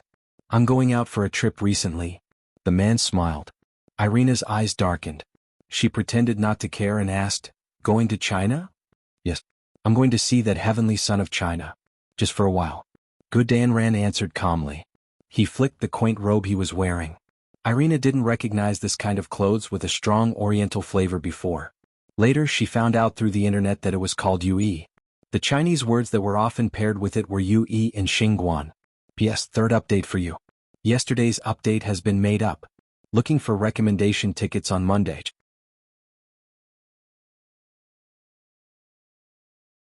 Chapter 555. After sharing the fish noodle soup and congee with pork and century egg, Lu Qing and Yen Zhika sat on the sofa in satisfaction. They leaned against each other and chatted casually as if anything was fun. The TV in front of them was flashing and changing images, but no one was paying attention to what was on. "I always feel like I'm forgetting something." Yen Zhika frowned and thought hard as she chatted. Lu Qing tried to recall, but suddenly he was stunned and blurted out, "Your suitcase." "My suitcase." At the same time, Yen Zhika also realized what she had forgotten. "I was too focused on carrying you," Lu Qing explained in a low voice, his mouth twitching. "'Cause suitcase was still in the car." Romantic feelings were stirred at that time, but then the elevator broke down and he completely forgot about it. "Forgot? Hurry up and get it," Yen Zhika said with a complicated expression. "Okay." Lu Qing immediately got up and walked out of the door. Watching him leave, Yen Zhika lay down, hugged a pillow and buried her face in it. She scolded with a smile, "Two idiots. My wit and intelligence are often not seen when I'm with Cheng. No, it must be because of the severe loss of blood and lack of blood supply to the brain, causing my memory to blur. That must be it." When Lu Qing came back with their luggage, they washed up, changed into their pajamas and lied on the bed. They laughed about it for a long time, making perfect self-deprecations. The bed was big and they were close. Yen Zhika put her cold hands and feet on Lu Cheng's body and said hurriedly, Ever since I started practicing the swordsman formula, I realized that the duration of my period is getting shorter and shorter. After mastering the wholeness formula, I feel better and better. I don't feel tired even if I stay up all night to rush reports or wake up the next morning for morning exercises. That's right. This is their greatest contribution. Lu Cheng praised the 9 words formula delightedly. Yanjika looked up and said thoughtfully, Cheng, do you think that the 9 words formula will have some hidden effect when they're all combined? Usually, when put together, there will be additional variations. Furthermore, for similar mystic arts, the first word or the last word is usually the most unique. For example, the 6 syllables of Sanskrit mantra starts with the word, Wang. It contains the will of Buddha and opens up the following 5 notes. It is said that it has the ability to seal and suppress. The attainment formula doesn't seem to be strange at the moment, but could the confrontation formula be more special? If there is a hidden effect, I hope that it's the kind that can make up for the loss. Lu Cheng thought. From the 6 words I have mastered, the confrontation formula, and the military said, there? Yanjika was a little sleepy, so she covered her mouth and yawned cutely. But this was the first time they met after a month, so she couldn't bear to sleep. So she found a few topics to chat with Lu Cheng. It was quiet outside, but the sound in the room was soft. It was peaceful and warm. Hey, isn't that Princess Irina sexy? Lu Cheng had shared with his little fairy about how Irina had said, smells good, out of nowhere. Of course, he didn't mention Jia Lu's classic translation. He only brought it up as a topic full of doubts. Yanjika didn't feel that Irina was openly flirting with her husband. After all, Jia Lu was beside them. As a member of the royal family, no matter how open she was, she had to consider her reputation. She couldn't be so direct. Using a sparring match as an excuse was more suitable. As for why she was acting strangely, she couldn't find a reasonable answer even after thinking for a long time. Lu Cheng was relieved to hear Yanjika's question. Otherwise he would be breaking out in cold sweat. He pondered for a few seconds before answering firmly, I don't think so. Which part of her is sexy? Your answer is so fake and exaggerated. Yanjika glanced at Lu Cheng and snorted. Many people on Weibo are saying that Princess Irina is sexy. Below those news articles. Lu Cheng said casually, everyone has their own opinions. Anyway, I don't think so. I've seen films before and thought they were too big and out of shape. Oh. Yanjika pursed her lips. So you like flat breasts? I like the right size. For example. Lu Cheng chuckled. Before he could finish, he was punched hard by his little fairy and couldn't continue. Yanjika's eyes narrowed. She propped herself up on her elbows and moved closer to Lu Cheng's head. Her nose twitched and she sniffed from top to bottom. Which part of your smell is good? Why can't I feel it? The sweet fragrance assailed his nostrils.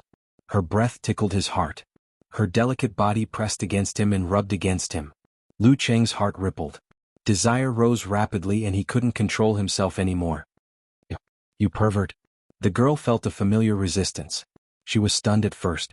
Then she rolled her eyes and scolded him with blushing cheeks. So it's my fault? Lu Cheng smiled embarrassedly. It's all because my little fairy is too charming. He condensed water into ice and turned the lake into a mirror. Looking down from above, he restrained his desire and controlled the subtle flow of his qi and blood. The tent collapsed instantly. Yanjika was stunned for a moment. She sighed blankly. How magical.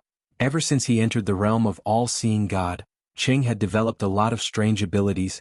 After such an interruption, she forgot about the smell. After chatting for a while, they kissed deeply and said good night to each other. The night passed peacefully until dawn.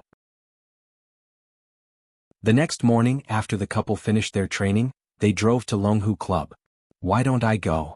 The closer they got, the more shy Yanjika felt. They were all strangers. She felt embarrassed. What are you afraid of? We are legally married. Haven't you always wanted to eat breakfast at our restaurant and visit the club's exhibition room? Lu Cheng smiled and said enchantingly. Yanjika bit her lower lip lightly. She decided to hide her face in her pocket.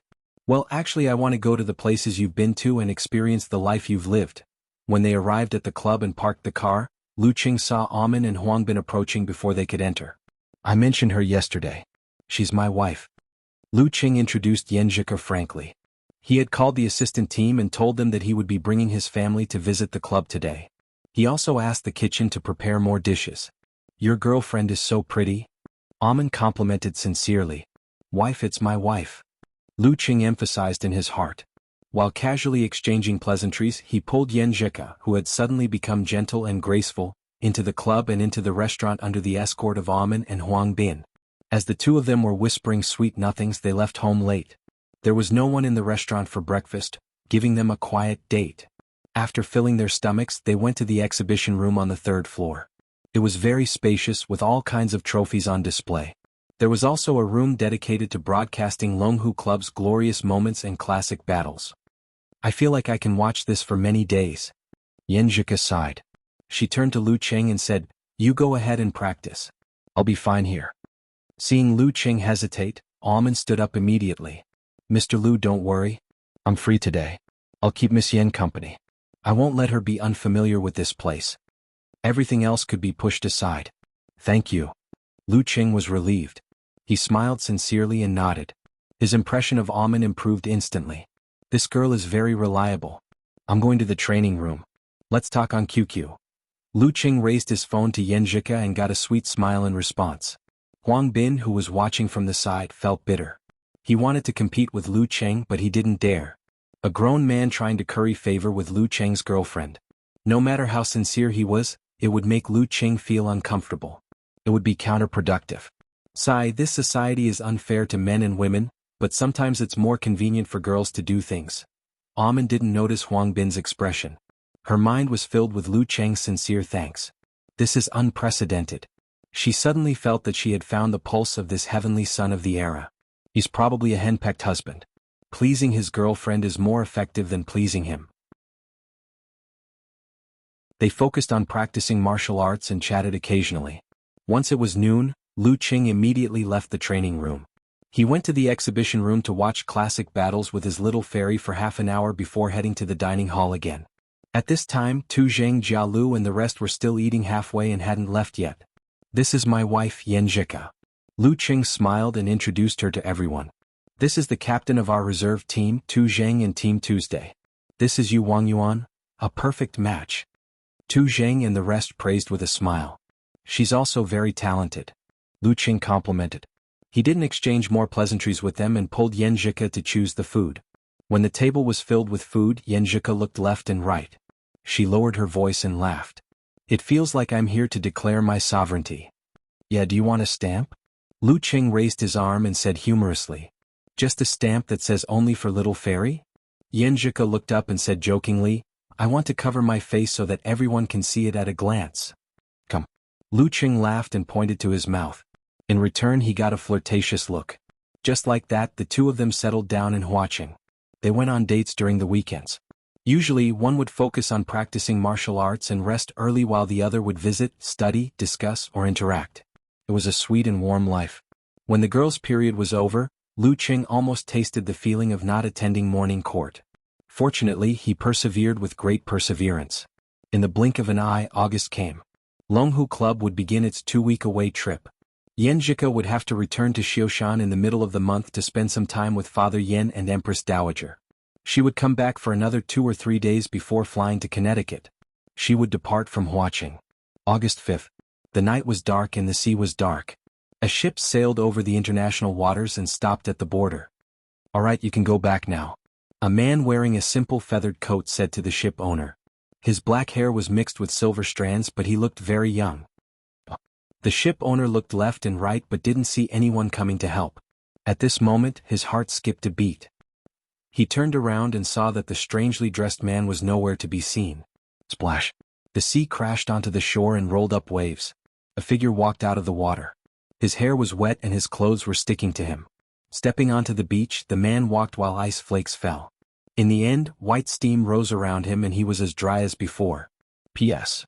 Looking for recommendation tickets on Monday.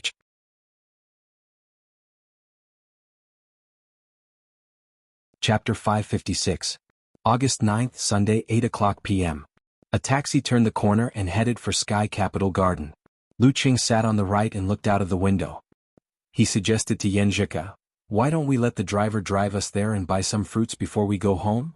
Who had always been full of praise for the fruits in Huaqing. "No, there's more in the fridge." She made a gesture to relax her neck. "I'm so tired from the flight." The Longhu Club's competition this week was to go north to Jinfeng City and challenge the Guanwai League.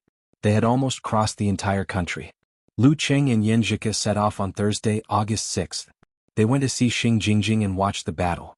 It was a short trip, so it was inevitable that they were tired from the long journey. Yeah, you're right. Even my waist and back are a little sore. Lu Cheng tried to agree but was stopped by the girl's expression. He quickly changed the topic and said with an embarrassed smile, "It's a pity that we're not going to Jinfeng in winter." Yeah. I want to buy a popsicle on their Central Street. Must be very interesting. Yan Zhike said excitedly, "Also there are holes in the ice to catch fish, downhill skiing and," she listed her unfulfilled wishes one by one as if she was making a list. "Yeah, we'll go again next time." Lu Cheng recalled the delicious food. "I think their stewed fish is just so. Maybe it's because I didn't eat good food. But the Korean food is pretty good. Yeah, we didn't have the chance to eat the barbecue skewers this time. I wonder what's the difference between the barbecue skewers in Xioshan, Songqing and Huadu." Yan Zhike rolled her eyes and suddenly felt a little hungry. At this time, the taxi stopped at the main entrance of Sky Capital Garden. Lu Cheng paid with his mobile phone and got off first. He took his backpack and his wife's luggage so that they wouldn't forget. Hand in hand they walked slowly. After a few steps, they suddenly saw a shadow coming out from the side of the road and going to the opposite side of the road. Lu Cheng looked and found a man in a short-sleeved polo shirt. He looked very young but his black hair was mixed with a lot of silver so it was hard to tell his age. The man looked straight ahead as if he was waiting for something, but it didn't happen so he planned to leave. When they brushed past each other, Lu Cheng felt a slight change in the jindan in his lower abdomen. However, when he formed the ice mirror and examined it carefully, he didn't discover anything. It seemed to be just an illusion. "What's wrong?" Yan Zhike sensed something and turned her head in confusion. "Nothing." Lu Cheng shook his head and answered. In the end, the jindan was only an external object and did not belong to him. He hoped that he could gather the 9 words formula as soon as possible and figure out its mysteries so that he would not be taken advantage of in the future. From the corner of his eyes, he saw that the man just now had waved his hand and stopped a passing taxi. He got into the taxi and left the place without doing anything strange. After the confusion dissipated, Lu Cheng threw this matter to the back of his mind and returned home with his wife. The two searched for ingredients in the fridge and helped each other to make 2 bowls of noodles for supper. "If I eat like you every day, I'll get fat sooner or later." Yan Zhike looked at the 2 empty bowls with grievance. "Well, a certain someone's basin. You can watch me eat." Lu Cheng snickered. "Great, you bully me. You only let me watch and not let me eat." Yan Zhike's eyes sparkled and she smiled. Lu Cheng didn't dare to continue this topic. He sighed and said, "Sai, you're going back to Xioshan tomorrow?" Half a month had passed so quickly. Yan Zhike bit her lower lip and pretended to be energetic. "So, tonight we'll watch the stars and the moon and talk about poetry and life philosophy." This line sounds familiar. Lu Cheng thought carefully and finally understood. He was amused. Laughter washed away the sadness of separation. However, in the middle of the night, the couple really did cuddle up and look at the bright moon outside the window. The lights in the room were off. It was cold outside and the light shone into the room, dyeing the dark country into a dreamy dream. Yan Zhike curled up in Lu Cheng's arms and pressed her skin against his, refusing to sleep. "After I graduate, I want to do something big. I want to expand my mom's company to Huadu." As she spoke, she laughed to herself. "But I don't like to socialize. I guess I can only be a consultant. I can't let my brother Cheng eat alone all the time. Or I can apply for a job at a university in Huadu and take the path of a scholar to study economic issues." Seeing Yan Zhike talking about the future, Lu Cheng said with a look of longing, "I've pretty much mastered the Dan stage chapter of the fire sect. I'm good at some, but I'm only at the beginner level. After the training in the Battle of the King's preliminaries, I should be a genuine senior 4th pin expert. Next February before my birthday, I'll strive to reach the level close to physical invulnerability. Yes, with the realm of encountering gods in the void, self-reflection, this shouldn't be too much of an obstacle. Think about it. Ice mirror can reflect a certain area around itself with precision down to the millimeter. Isn't it a little similar to the most basic thing in heavenly connection? When the time comes, I'll give myself 3 years to break through to physical invulnerability. I can't stay too long or I'll lose my drive and drive. I can't stay too short either. Once I get impatient and anxious, things will get troublesome. I feel like the gap between us is getting bigger." Yan Zhike didn't hide her sigh and worry, seeking her husband's comfort. "How can that be?" You'll always be the head of the family. Lu Qing answered without hesitation. Wait until I find a way to help you make up for your congenital deficiency. You'll definitely have no problem reaching the Dan stage. It's hard to say if you're not human, but you'll definitely awaken supernatural abilities. Then you won't have to worry about it. You promise? Yenjika was just worried for a moment, but she quickly adjusted. She had always been a girl with super confidence. Then let's pinky swear? You're so childish. Come on, don't be angry. I like you like this the most. Her words echoed. It was a peaceful night. The same night, the same moon. In a rented house in the middle of Huadu City. A man with black hair mixed with silver strands sat in front of the window. His expression was still a little excited. Although it wasn't the same kind as he had expected, he had discovered something that even he couldn't believe. This trip wasn't in vain. No, it wasn't just in vain. Whether he was a dragon or a snake in the future would depend on this encounter. He turned on his newly bought second-hand computer and seriously studied Lu Cheng's recent battle videos. He also glanced in the direction of the Longhu Club and estimated the situation in various aspects. I have to find a good time. The next day Lu Qing woke up early. However, he was tempted by his little fairy and didn't go for his morning exercise, which was rare.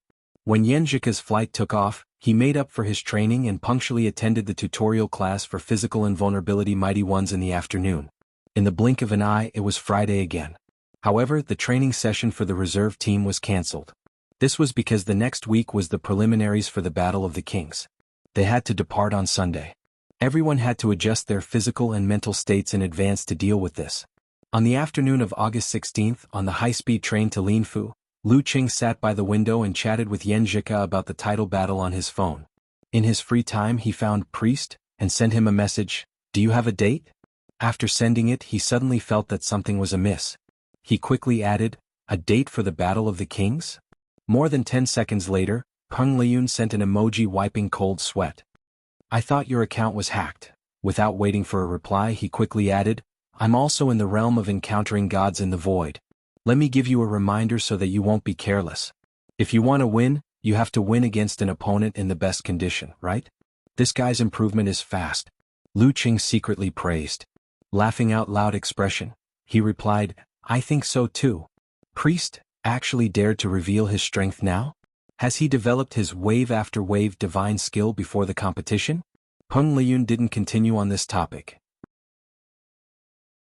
He changed the topic and said, "Renli is confirmed to be participating.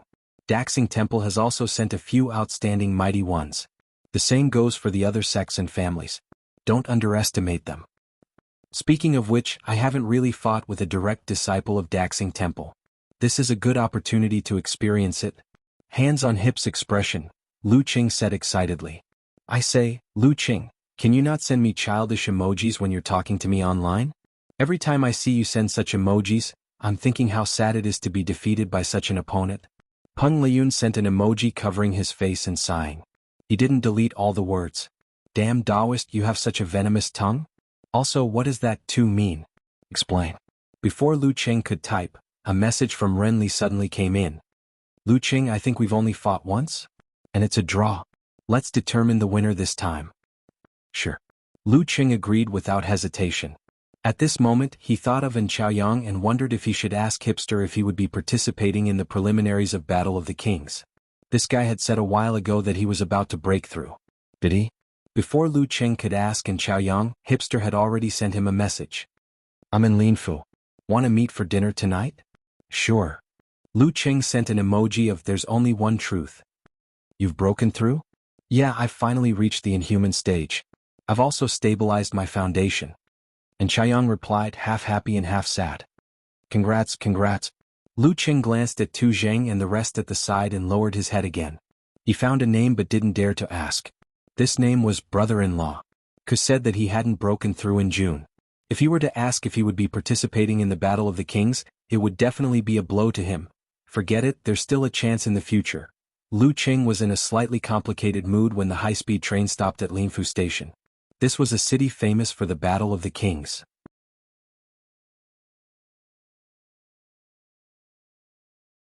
Chapter 557. The sea breeze passed through the crowded city, leaving no unique smell behind. The tourists coming and going spoke Mandarin with various accents, and most of them looked excited. To them, it was not only to watch the competition, but also to take the opportunity to have a vacation. It had to be said that the timing of the Battle of the Kings preliminaries was quite good. During the summer holidays, the students were free, and their parents would take time to accompany them. It complemented well with the Battle of the Warrior Sage preliminaries before the end of the year. When the Longhu Club arrived at the Wanhua Hotel where they were staying, the lobby was already filled with welcoming crowds. Some were youthful, some were full of youthful energy, some were full of vigor, some were over the age of 30, some were mature with joy, and some were just reporters. Lu Qing, what is your goal for this Battle of the Kings? Do you have the confidence to get a spot in the main competition? Who are you looking forward to the most? Peng Liyun, Ren Li, or the warrior monk from Daxing Temple? Hello Tu Zheng. I heard you won against Lu Qing in the sparring session? Will you make use of this Battle of the Kings to make a breakthrough? Meng Liang from Shizhou Island, who defeated you last time, has also registered. Do you have anything to say? The most popular and newsworthy ones were undoubtedly Lu Qing, the heavenly son of China, and Tu Zheng, who was expected to reach physical invulnerability within 2 years. This made Yu Wangyuan, Lu Xiaofei, and the others, who only had a few reporters following them, feel disappointed. What made them sigh even more was that the few reporters only interviewed them because they couldn't squeeze in beside Lu Qing and Tu Zheng. With comparison, there was motivation. They secretly clenched their fists, their eyes burning with passion. All right, everyone, please make way. If you have any questions, we will arrange for a special interview time. The deputy director of the foreign affairs team and the leader of this Battle of the Kings, Xiang Tong, slightly unleashed his aura and opened up a path. The hotel's security also formed a human wall, isolating the outside from the outside. Lu Qing remembered Coach Yan's guidance. At times like this, all he had to do was smile. Occasionally, when he saw fans stretching their arms, he would happily take the pen and paper, sign his name, and hand it back. In exchange, he would be greeted with screams of Lu Qing.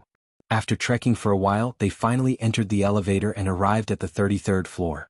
It was quiet all around.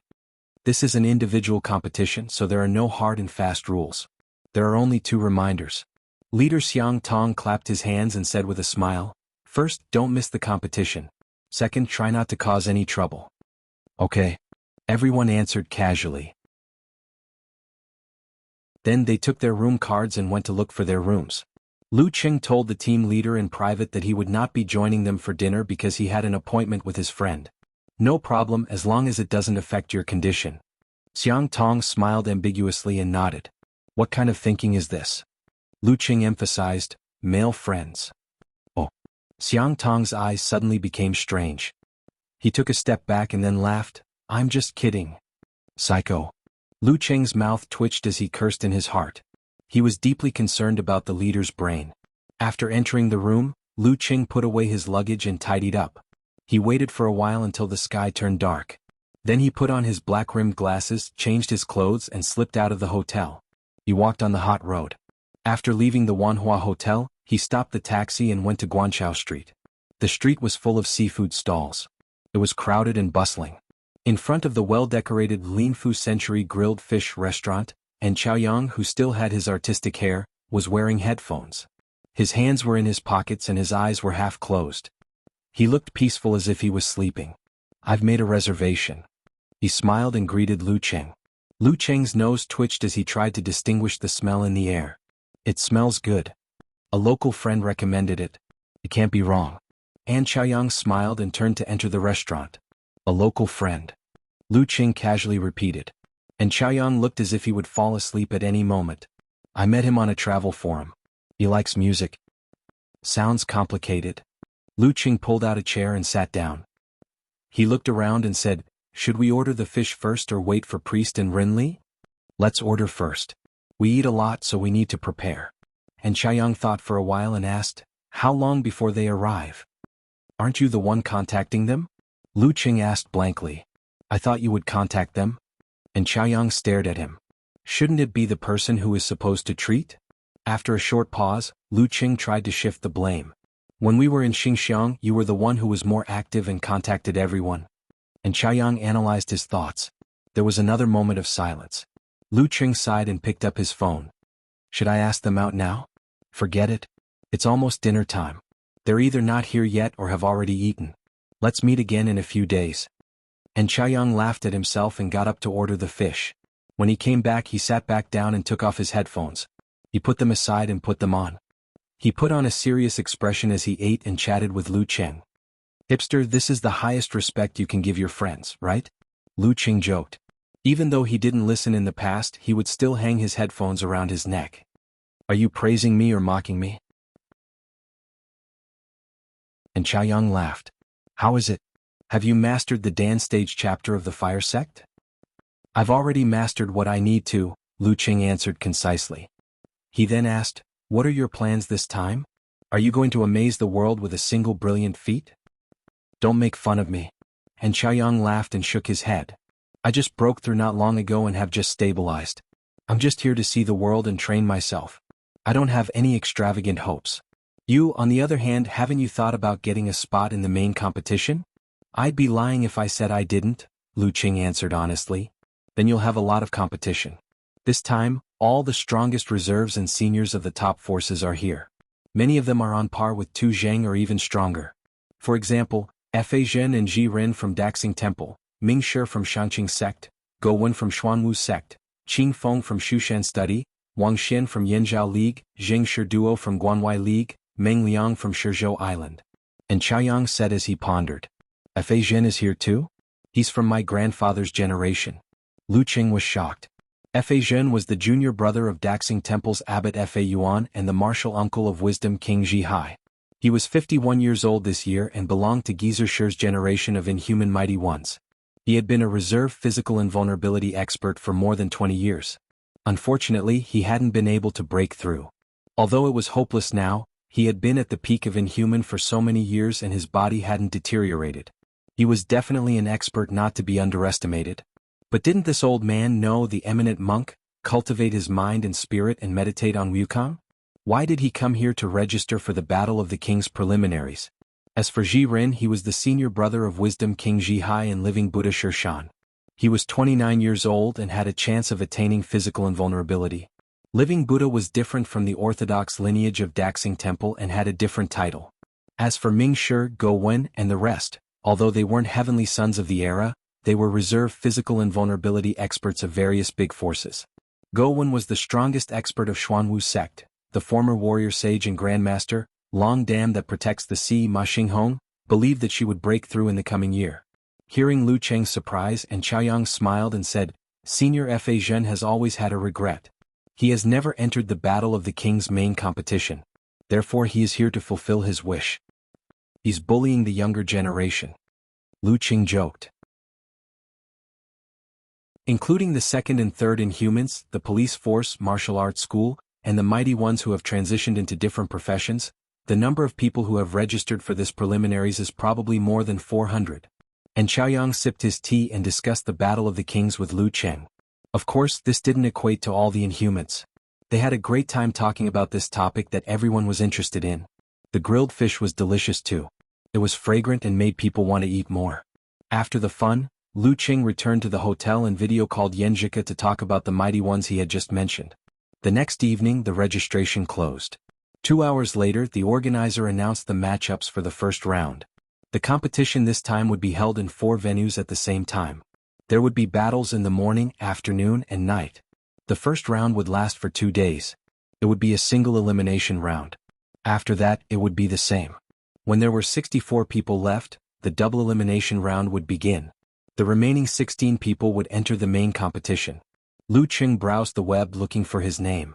He saw Peng Liyun, Ren Li, Go Wen, Fa Zhen, and the others. He realized that their opponents weren't popular. Finally, he saw himself.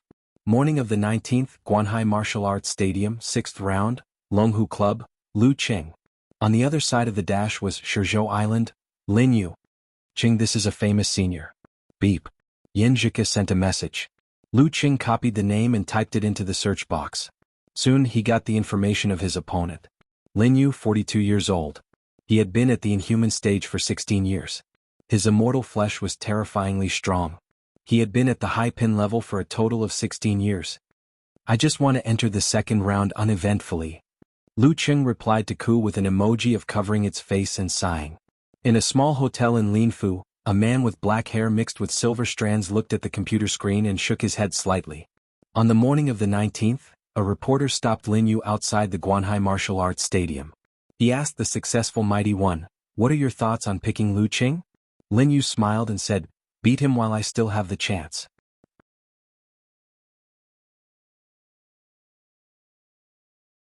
Chapter 558. After answering, Lin Yu didn't stay any longer. He took large strides and entered the Guanhai Martial Arts Stadium. The reporter didn't dare to pester him as he was afraid that he would be accused of harassing a martial artist before the match and affect his condition. Just as he was about to take a short break and drink some water, he suddenly saw a car stop at the side door. Tu Zheng, Lu Xiaofei and Lu Qing alighted. The 10 inhuman mighty ones from the Longhu Club were arranged at 3 different venues. Joy and excitement surged in his heart. He hurried over and blocked Lu Cheng's way before he could enter the room. "Huff, huff, I only have 2 questions, he panted half realistically and half pretentiously to show that his job wasn't easy. The few security guards at the side looked at Lu Cheng and waited for his reply. If he wasn't willing, they would immediately take action and separate the reporter. Lu Cheng was relatively calm. Seeing that there was no one around and that he wouldn't be surrounded, he nodded gently and said, "All right." The reporter immediately blurted out, "Do you have the confidence to stand out among the mighty ones like Go Wen, Fa Zhen, Ji Ren, Meng Liang and Tu Zheng? What are your chances of defeating them?" "That's 2 questions, reminded Lu Cheng with a smile. He then shook his head and said, "But I don't want to answer." The reporter was stunned for a moment. "Not asking me about the upcoming match and instead mentioning other martial artists? This is disrespectful to Senior Lin Yu," said Lu Cheng seriously. The reporter nodded thoughtfully. "Then what are your thoughts on the upcoming battle?" "I'll work hard to win," answered Lu Cheng firmly. Seeing that Tu Zheng and Lu Xiaofei had already entered the side door and were waiting for him in front, he waved his hand. Without waiting for the reporter to speak, he followed them in a flash. "There's still one more question," shouted the reporter, his voice trailing off. "Should I use the headline, 'Lu Qing goes back on his words'? Or, 'A heavenly son of the era doesn't know how to count,' to attract more attention?" He mischievously thought about how funny it would be. Back to the topic. With the interview just now, I can already create a headline news. Every inhuman was an expert with status and position. Lin Fu, which was famous for hosting the Battle of the Kings, naturally had a special design for the martial arts stadium. A few of the changing rooms were no longer so spacious that they could accommodate 10 to 20 people at the same time. Instead, they were partitioned into small resting rooms. There were individual bathrooms, couches for temporary sleeping, cabinets, Wi-Fi and LCD TVs hanging on the wall. They had to ensure that there were enough of them to satisfy the needs of the experts. Lu Cheng's, Tu Zheng's and Lu Xiaofei's rooms were next to each other. After exchanging a few pleasantries, the 3 of them went back to their own homes to make preparations and adjustments before the match.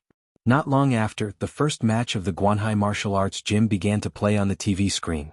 This year's Battle of the Kings had officially begun.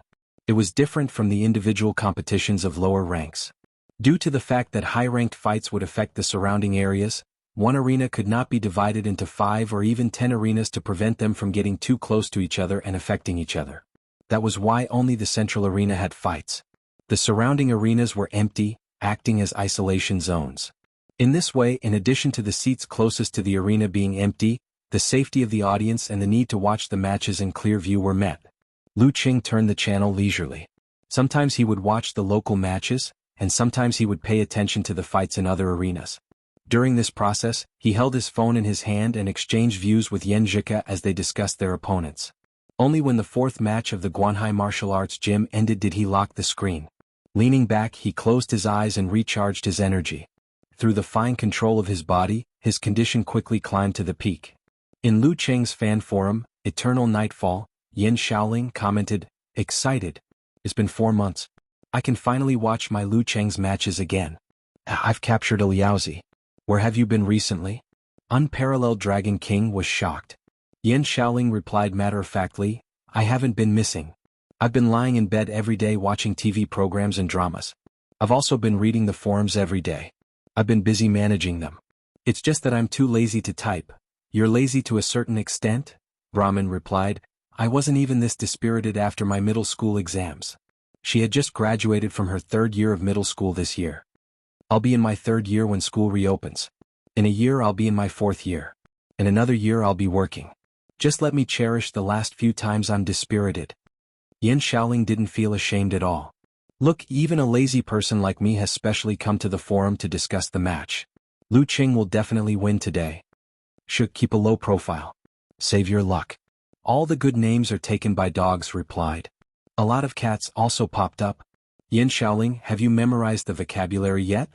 Don't mention such unpleasant things when I'm looking forward to it. Crying face emoji, Yan Shaoling replied. Lin Yu is not easy to win, Unparalleled Dragon King emphasized. Bull Demon King laughed. Yeah. Just the fact that he beat Dragon King and Warrior Sage in the past is enough for him to brag about for the rest of his life. He beat Dragon King and Warrior Sage. Falling to the ground expression, Nye Chi-Chi expressed her shock. He won once. That was when Warrior Sage and Dragon King had just entered the Inhuman stage.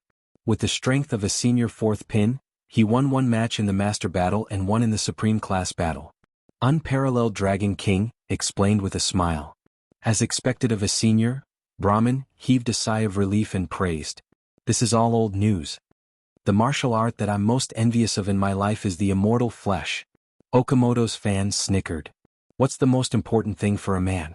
He's soft when he needs to be and hard when he needs to be. He's so dirty that he can't even see his own fingers. Is the immortal flesh very powerful? Yan Shaoling, a half-assed martial arts enthusiast, maintained her good habit of asking questions whenever she didn't understand. The most powerful martial art of Shizhou Island. What do you think? Unparalleled Dragon King described. Not only does it have great strength and endurance, but it can also nullify or reduce the effects of most poisons. It's impenetrable by fire, impenetrable by water, and has extremely strong recovery ability. In short, it's like wearing a reflective armor. Is he fine even if he doesn't eat, drink, or go to the toilet for a long time? Eyes wide open expression, asked Yan Shaoling. This senior is very powerful, but Lu Qing will definitely win. Theoretically, yes. A plumber eating mushrooms replied, wandering over. Yan Shaoling sent an expression of slamming the table. I'm so envious. If I can master it, I can really not get out of bed for a month. Everyone was speechless. After more than 20 minutes, Lu Qing suddenly opened his eyes. His eyes were shining like the brightest stars in the dark night sky. After waiting for more than 10 seconds, there was a rhythmic knock on the door of the resting room. It was neither light nor heavy, just right. Who is it? Lu Qing asked knowingly. Mr. Lu, your match is about to start. It's time for you to go on stage. The staff member lowered his voice, afraid that he would disturb the other inhuman experts in the resting room. All right. Lu Qing picked up his phone and asked for a love cheer from his wife. He opened the door and walked out of the area with the staff member. He walked into the competition venue. Lu Qing. Lu Qing. Shouts rang out suddenly, gathering and soaring to the sky. It was as if they could flip the roof of the stadium. This familiar feeling made Lu Qing's body tremble slightly. It was as if he had returned to the national competition. How nostalgic. How I like it. He waved to the surroundings and walked to the side of the arena amidst even more enthusiastic cheers. He walked up the stone steps without showing off his aura. It was like the calm before a snowstorm. Lin Yu was already waiting on the opposite side. He was about 1.8 m tall and his golden martial arts suit swelled slightly with the rhythm of his breathing. It was as if he had a unique vitality. He had a thin buzz cut, thick eyebrows and deep eyes. He had a calm temperament and sharp edges. There was nothing special about his facial features. He looked more like a successful person from a debt collection company than a martial artist. Seeing Lu Qing enter the arena, he smiled and nodded with a relaxed expression. Lu Qing, who had handed his belongings to the competition supervisor, returned the greeting calmly. The referee checked the clock and raised his right hand. Conversation time starts now. Lin Yu cleared his throat and smiled. In this place I have met the Dragon King, the Martial Sage, the Wisdom King, the Living Buddha, and many talented young people. Lu Qing didn't interrupt him and patiently waited for him to finish. I won very few of these matches and lost many of them. But now that I think about it, every match is as fresh as if it had just happened. When I first had no chance to reach the physical invulnerability stage, I was very depressed and didn't participate in title matches for a few years. When I finally calmed down, I realized how much I missed this place. I missed those unique opponents. The Dragon King's aggressive nature and the Warrior Sage's oppressive aura. So I came back and witnessed the young people either soaring to the clouds or leaving dejectedly. I saw the living Buddha who seemed to be able to see through everything and the wisdom king who didn't bother with work and kept the complexity simple. As he talked about this topic, the lines on his face seemed to soften. I'm not saying this to provoke you or anything else. I'm telling you that I'll enjoy fighting another heavenly son of the era. Lin Yu's eyes lit up as if they were filled with an indescribable vitality. Then please enlighten me, senior. Lu Qing was moved and sincerely admired him. This is a pure martial artist. Senior? If your master hears this, he'll give you a tight slap. Lin Yu laughed. We have to talk as equals. I keep forgetting the fact that my master is very senior. Lu Qing couldn't help but laugh. For the rest of the time, both of them didn't speak and kept themselves in peak condition. The referee glanced at the electronic clock and swung his arm down. His voice shook the surroundings. Begin. Lu Qing's first title match had officially begun. Bam. He twisted his waist and broke through the air barrier. Stirring up a strong wind, he flashed to Lin Yu's left side at high speed. He didn't want to fight head-on with his opponent. Lin Yu stood there without any reaction, like an immovable mountain. Bam. Lu Qing gathered his breathing and blood, shook his shoulders and punched with his right fist towards his opponent's temple. Lin Yu raised his arm to block, his muscles bulging naturally as he blocked. At this moment, the Emperor Yen force in Lu Qing's fist exploded, creating a downward force. Bam. He swung his arm and his fist changed direction strangely, smashing down on Lin Yu's neck. The 15 style of the fire sect jet spray. At this critical moment, Lin Yu suddenly took a deep breath. His neck swelled like a python that had swallowed an elephant. His skin was stretched to its limits, glistening with a mixture of green and red. Poof. Lu Qing's punch landed, creating ripples as if he had hit something made of thousands of pieces of cowhide. Lin Yu had actually blocked his attack with his fragile neck. Indestructible flesh, elephant swallowing. Lu Qing was prepared. He flicked his joints, spread his fingers and shot out a few aurora for a second attack. However, Lin Yu only tilted his head to avoid hitting his arteries, allowing the crystal-cold light to pierce through his tough skin and into his neck. Bam. At the same time, he threw out a punch, forcing Lu Qing to retreat, unwilling to fight him in close combat. Whoosh, whoosh, whoosh. The ice spikes on his neck popped out. No blood flowed and the wound wriggled, quickly healing. Heroes indeed come from the young. He moved his neck and chuckled.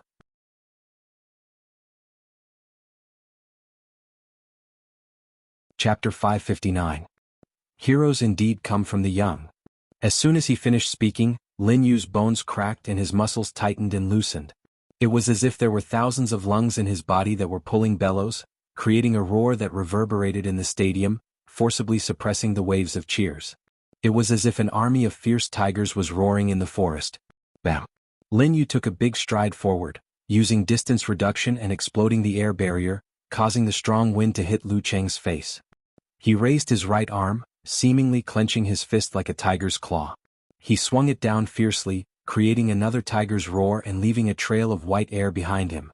The tiger has become a demon.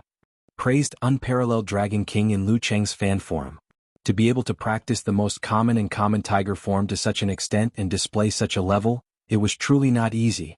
Lu Qing didn't dodge. Instead, he quickly visualized as Lin Yu closed in.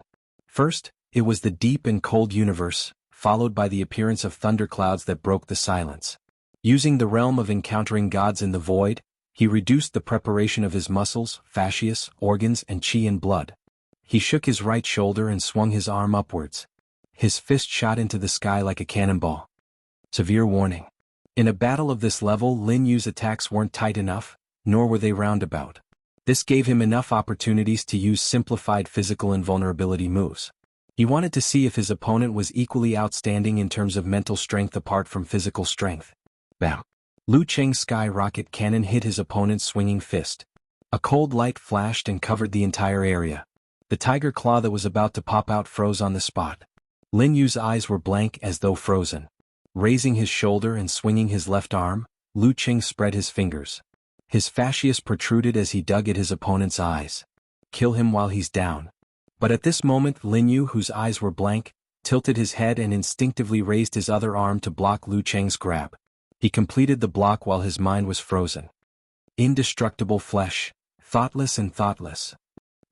Lu Qing clasped her forearm with his 5 fingers. He felt that her arm was soft, tough and strong.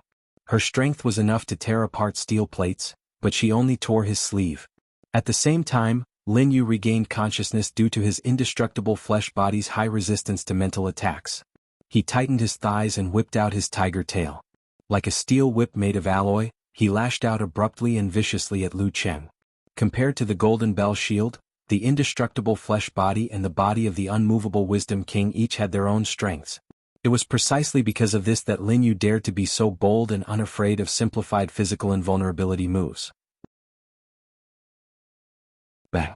Lu Cheng seemed to have anticipated this and let go of his grip in advance. With a burst of strength in his abdomen, he was propelled backwards. In an instant he slid more than 10 meters away, leaving 2 crystal-like tracks on the ground. Crack! Lin Yu's kick missed, but he immediately tapped the ground and combined perfectly with the withdrawal and eruption of his qi and blood. He transformed into an eagle soaring in the sky and pounced on Lu Cheng. His shadow covered Lu Cheng's line of sight and figure. This time, there was no room for simplified physical invulnerability moves. Thump! His feet planted firmly on the ground. He swung his right fist and punched out. His left arm followed suit and connected like a machine gun. Boom! Boom! Boom! His fascia stretched, his joints sprang, and the Dan force in his abdomen erupted like a volcano. Lin Yu's machine punch felt like thousands of cannons were firing at the same time. It was fast, fierce, brilliant, and magnificent. In his eyes, Lu Cheng's pupils suddenly turned red and then purple. He pushed his palms out calmly and blocked the 2 cannonball-like fists. Phew! Lu Cheng opened his mouth and spat out a light purple flame. It merged with the flame stream in his palms and collapsed into a vortex, firmly blocking the enemy's attack. Simplified physical invulnerability move of the fire sect, Purple Sun. Boom! The whirlpool exploded, shooting out purple flames and hitting Lin Yu's body. However, Lin Yu only closed his eyes and took the hit with his body. Shallow burn marks were left all over his body, but they quickly fell off. He was as good as new without any injuries. Lu Cheng used the rebound of the explosion to pull his waist and back. He leaped more than 10 meters away and out of the range of machine punch. Seeing Lin Yu pouncing on him again, he lowered his arms and shook his wrists, throwing out the white cold light and red flames that were moving close to the ground. At the same time he swung his center of gravity and bulged his muscles. He forcibly turned around and changed his position with the help of the strong wind. Thump! Thump! It was as if there was a gigantic elephant running on the arena. Lin Yu broke through the cold light and scattered the flames. No matter if it was the cold or the burning heat, he was not affected at all. He was not slowed down at all. His muscles were bulging out of his golden martial arts suit. His muscles were clearly defined and his body lines were firm. Such a scene and such a body made the blood of the audience boil. They couldn't wait to emulate him. This was the beauty of strength. This was the feeling of battle. Thump! Thump! Thump! Thump! Thump! Lu Cheng changed his direction continuously. It was as if the arena was shrouded in thunderclouds. Continuous explosions and strong winds blew. The aftermath even shook the big screen hanging in the air. Flying sand and rolling stones were not enough to describe this scene. This was the power of a demigod. In the next few minutes, Lu Cheng kept changing his tactics. He used Scorch, Burning God, Jet Spray, Snow Expanse, Cold Bite, and Aurora. Unfortunately, none of them caused any substantial damage to Lin Yu. It was like being bitten by a mosquito, completely harmless. However, Polar Ground, which affected the ground and restrained and interfered with the enemy's movements, had some effect, slowing down the enemy's attacks. This match is going to be interesting. In the Longhu Club forum, Outspoken commented, "Yeah, the immortal flesh body is so freakish. It's like a copper pea that can't be steamed, cooked, beaten, or fried. Lu Cheng is going to have a lot to grind." Road to the Arena sighed and agreed. Invincible Punch laughed and said, "Senior Lin is going to participate in extreme survival programs. It will definitely be interesting." In the midst of the battle, Lu Cheng suddenly took a deep breath and swung back a few meters. When Lin Yu pounced on him, he visualized and activated his qi and blood to stimulate the corresponding parts of his body. The blood demon force turned into an arrow and pierced into the head of the giant elephant. Simplified army formula. In that instant, Lin Yu was in a trance. His limbs and head seemed to be tied to different horses. They were running in all directions. He tried his best to resist and prevent himself from being dismembered. However, just as he pulled the horses to a stop, a heavenly weapon shimmering with cold light suddenly slashed down. The cold light cut through his own skin. He shuddered and woke up. Lu Cheng, who was in front of him, threw a punch at the void. Blazing white flames condensed on the surface of his fist. They collapsed to the limit and suddenly exploded. Boom. The light was so bright that it blurred Lin Yu's vision. Numerous fire arrows drilled into his skin, exploding and burning. The 36th move of the fire sect, Devour. Lin Yu's muscles wriggled and his skin contracted. The flames were extinguished inch by inch and didn't have much effect. However, Lu Qing took advantage of his enemy's confusion and took the initiative to close in. Bam! He punched out from his waist. Before that, he contracted his chi and blood and balanced them into Dan. He kept the burning heat away from the boundary and made the darkness even colder. Self-created unique skill, Lament of the Ice Queen. Lin Yu didn't feel the danger. He punched with absolute reaction, creating an air explosion in the narrow space. Bam! A muffled sound rushed into the sky. Lu Qing's body swayed backward and maintained his center of gravity. Lin Yu was surrounded by a thick layer of ice, as if he was sealed in a transparent coffin. No matter how strong his body was, he couldn't prevent the surface of his body from freezing. That was the realm of physical invulnerability. Crack, crack. Lin Yu's muscles expanded and broke the ice coffin. However, Lu Qing took the opportunity to visualize the heavy and scorching Emperor Yen and compress the fire force in his body. Following that, he controlled the violent force with Fire God Zhurong. He opened his right arm and punched out like lightning. The 10th move of the fire sect, Simplified Physical Invulnerability, Internal Explosion. Lin Yu's feet were still sealed in ice so he couldn't dodge. However, he was confident in his body. He shook his arm and punched out. Boom. The force of internal explosion couldn't penetrate completely into the enemy's body. Half of it exploded in his muscles and skin, causing only a slight vibration. The other half penetrated with difficulty, shaking his chi and blood and tumbling his organs. However, this kind of damage was nothing to Lin Yu. His expression didn't change. He pulled his feet and the ice coffin shattered completely. However, Lu Qing had already activated his chi and blood to stimulate his body. He used the simplified fighting formula. He controlled his body and tightened most of his bulging muscles. He raised his arm and punched down. Bam! As soon as they made contact, Lu Qing's tightened muscles relaxed. The force of the vibration spread outward, triggering Lin Yu's remaining influence and shaking his body. This was a combination of the simplified fighting formula and Thunder Roar Zen. Lin Yu's body jumped. His muscles shook and slowed down for half a beat. Lu Qing visualized again and formed the force of internal explosion.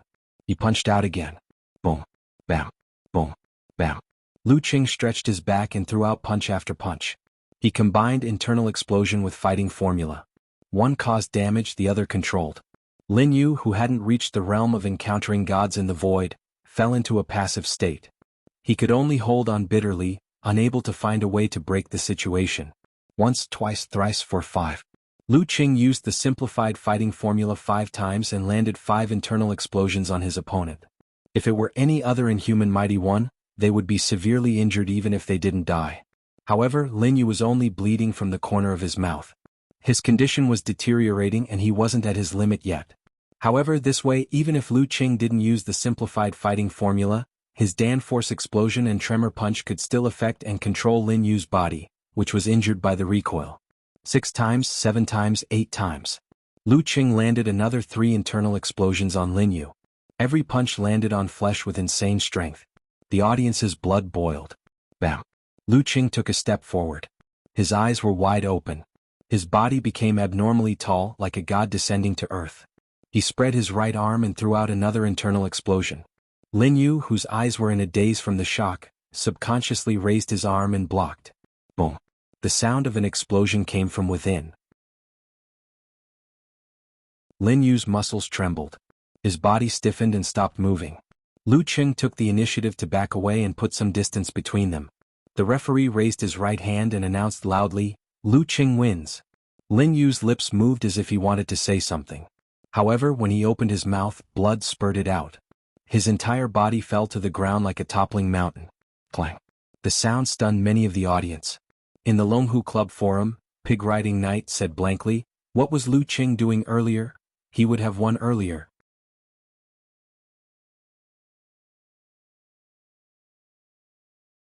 Chapter 560. Similar questions appeared in Lu Cheng's fan forum. Bull Demon King replied in a funny manner, "Maybe it's because I haven't fought for a long time so I'm a little rusty. It's rare to have such a good opponent. If I don't take the opportunity to practice my newly learned martial arts, how can I face myself? Unparalleled Dragon King laughed sinisterly. In other words, our Lu Qing wasn't serious at the beginning? Yan Shaoling asked when she didn't understand. A plumber eating mushrooms replied, of course he was serious all the time. But most of the time his purpose was to try and gain experience. Simply speaking, a competition that doesn't aim to win is a hooligan. Okamoto's fan concluded concisely. If you don't mind, I can use a more vivid metaphor to describe it. I don't want to hear it. It's definitely dirty. Covering ears and shaking head expression, replied Brahmin. Fight, fight, fight. The last few moves were simply awesome. Ageless Old Spear continued to vent his emotions. Yeah, so cool. Added, Nye Chi. Yan Shaoling replied with a proud expression. Haha, like I said, there's no need to keep a low profile for the current opponents. When has Lu Qing ever disappointed us? Yes. All the good names are taken by dogs, replied with a certain meme, then sighed and said, speaking of this, I think of Lin Quebec. He should have had a smooth sailing life, but now he can only participate in competitions below the inhuman stage, and the ones that aren't too important. He can only watch the broadcast occasionally. Sigh. I feel sorry for Lin K. Don't you have a new Adonis? Asked Brahmin curiously. When did I have a new Adonis? Confused expression, replied, all the good names are taken by dogs. Yan Shaoling pointed out, didn't you say that Poison Milk Hierarch's hairless style was very cute? Without waiting for a reply, she replayed the match excitedly. She took a few screenshots of Lu Cheng's handsome and tough moves and was busy collecting and categorizing them for the Squirrel Gang. In the resting room, Tu Jing sat on the sofa with his body bent forward. His right elbow was supporting his thigh and his fist was supporting his chin. He stared intently at the TV screen which was replaying the match. Beep. His phone rang. He received a message from Lu Xiaofei next door. Leader 2 Lu Qing created that move himself, right? He had seen him use it during the National University Martial Arts competition in April. Now that he saw it again, he was even more certain of it.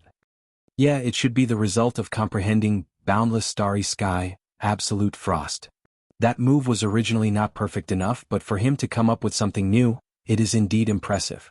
Tu Zheng deliberated for a few seconds before replying to Lu Xiaofei. He should be the leader of this generation of Inhumans who practice the unique skills of the Ice Sect. I don't know what the Wuxia Club is thinking, but they didn't stop him from joining us. After clicking the send button, Tu Zheng remained silent for a moment before he suddenly sighed. Lu Cheng's performance was more than just awesome. At his current level, after comprehending the Fire Sect's physical invulnerability chapters, it wasn't strange for him to create a move or two. However, for a unique skill to have the power of a simplified physical invulnerability move, that was unimaginable. It was said that Lu Cheng's master had done something similar when he was at the Inhuman stage. He combined the skills of the Thunder Sect and the Ice Sect and created a Tremor Punch. The killer move was a simplified physical invulnerability move, but it was only similar. This was because the killer move was based on the simplified physical invulnerability move of the Ice Sect, Hibernation, with some new additions. As for Lu Cheng's move, it seemed to have been created from nothing. At least, no one had seen anything similar before for those below physical invulnerability. Facing such a heavenly son of the era, even if I could suppress him in terms of strength and realm, I would still feel dejected from time to time. Of course, this was also motivation. In the arena, Lu Qing saw Lin Yu fall and almost create a huge crater. He hurried over and tried to help him up and send him to the emergency room. He admired this pure-blooded martial artist quite a lot. At this moment, Lin Yu supported himself with his arms and stood up slowly. He wiped the blood from his mouth and gave a thumbs up weakly. Impressive. You almost broke my old bones. Damn. He can still move? He's still alive and kicking? Lu Cheng's mouth was half open. He had forgotten what he wanted to say. He could control the minute details of his body and make precise repairs. If he took 5 internal explosions from someone of the same level, he would be seriously injured and on the verge of death. Other than being sent to the emergency room, he couldn't do anything else. However, Lin Yu took a total of 9 internal explosions and looked like he could still run home. He could barely hold on when all his injuries were detonated. In the blink of an eye, he recovered. The indestructible flesh body was truly perverse. He's really a freaking monster. He's really a demonic beast from Nebula M78, Lu Qing thought in surprise. However, even the strongest martial arts had its shortcomings. Immortal flesh couldn't produce all kinds of mysterious force. Only the recovery effect and defensibility were insane. Fierce. Each generation is more ruthless than the previous. Lin Yu shook his head with a smile and bowed. He turned around and walked towards the stone steps without a trace of hesitation. At first he was still staggering. Later on he was steady. Phew, it's true that I have to experience it personally to be able to grasp the various impressive aspects of the indestructible flesh. Watching videos would only give me a superficial understanding of it, and I wouldn't be able to form a distinct impression of it. Lu Qing sighed to himself. Amidst the shouts of Lu Qing from the crowd, he walked down the arena and returned to his exclusive lounge. After sharing the details of the previous battle with Yan Zhika, Lu Qing collected himself and controlled his qi and blood. He repaired his body from the minute details and healed the injuries that had just appeared. Half an hour later, he was even able to divert his attention to watch the battles and other matches. In the afternoon, he filled his stomach with Tu Zheng and Lu Xiaofei at the restaurant attached to the Guanhai Martial Arts Stadium. After that, he slept for about 40 minutes. After that, his essence, qi, spirit, will, and body were back to their peak and ready for another battle. This was the benefit of combining the all-seeing God realm and the wholeness formula. In the afternoon, he watched the battles of Tu Zheng, Lu Xiaofei, and the rest of his teammates in the resting room. He took turns to ponder about the other popular matches and had a great discussion with his wife. During this process, Chaoyang sent him a good news. He said that he had encountered a fifth pinyin human. After a tough battle, he finally won by a hair's breadth and didn't embarrass himself by being eliminated in the first round. As for Peng Liyun, who was fighting in the last match in the afternoon, with the help of the encountering gods in the void, self-reflection realm, his wave after wave, godly skill had taken another step forward. Surprisingly, he did not face the predicament of nearly losing. From start to finish, everything was under his control. He seems to be a little stronger than me again. Lu Qing smacked his lips. In the evening at the Sky Moon Martial Arts Stadium, Renli went up the stage and displayed the all-seeing God realm. She won without a doubt. This made Lu Qing feel an inexplicable pressure. Those two guys are improving at lightning speed. I can't be left behind again after working so hard to catch up. Full of energy, he returned to the hotel with Tu Zheng and Lu Xiaofei, who had also won. For the rest of the day, other than training and eating, Lu Qing didn't leave the room. As there were too many popular matches to pay attention to, there were piles of videos he wanted to watch, and there were too many details to figure out. He didn't have the time to wander around. Yan Zhika was always very interested in such things. She seemed to have put herself in her shoes and was also participating in the Battle of the Kings. She chatted enthusiastically with Lu Qing. After the first round ended, there was a day's rest. Lu Qing was still holed up in the hotel, researching the competitors who were stronger than him. He was so busy that he didn't even have time to play games. He picked up his phone and replied to his little fairy. Just as he was about to put it down, he suddenly received a notification that he had been added to a discussion group. "Let's meet up tonight?" asked Chaoyang. This time, he had learned his lesson and formed the Lin Fu food group. "Another day. I still have a bunch of battle videos to watch. Let's meet up after the double elimination round," replied Peng Liyun, who had changed his nickname to Physics Laborer. +1. Renli added. Lu Qing looked at the video on his tablet and replied with a laughing expression, "What a coincidence. Damn it, a bunch of youths who are addicted to battle videos." In this rhythm of life, it was already evening. The organizing committee announced the matchups. From the second round onwards, someone would be given a bye. After 3 rounds, there would be exactly 64 fighters left. I want to advance straight away, but I also want to have a real fight. What a conflicting feeling. Lu Qing scrolled down the page and found the name of his opponent. Sky Moon Martial Arts Stadium, 5th match tonight, Longhu Club, Lu Qing vs. Daxing Temple, Ji Tong. Ji Tong? I heard that he was quite famous. In his generation he was only inferior to Wisdom King Ji Hai and senior brother Ji Ren. Lu Qing was stunned at first but was immediately overjoyed. Finally, he could witness the strength of a direct disciple of Daxing Temple. Half an hour later, he received a message from Yan Zhika while he was studying the video of Ji Tong's match. It was a link to a news article. He clicked on it. Ji Tong was stopped by the official reporter of Battle of the Kings, outside the Zen temple where he lived.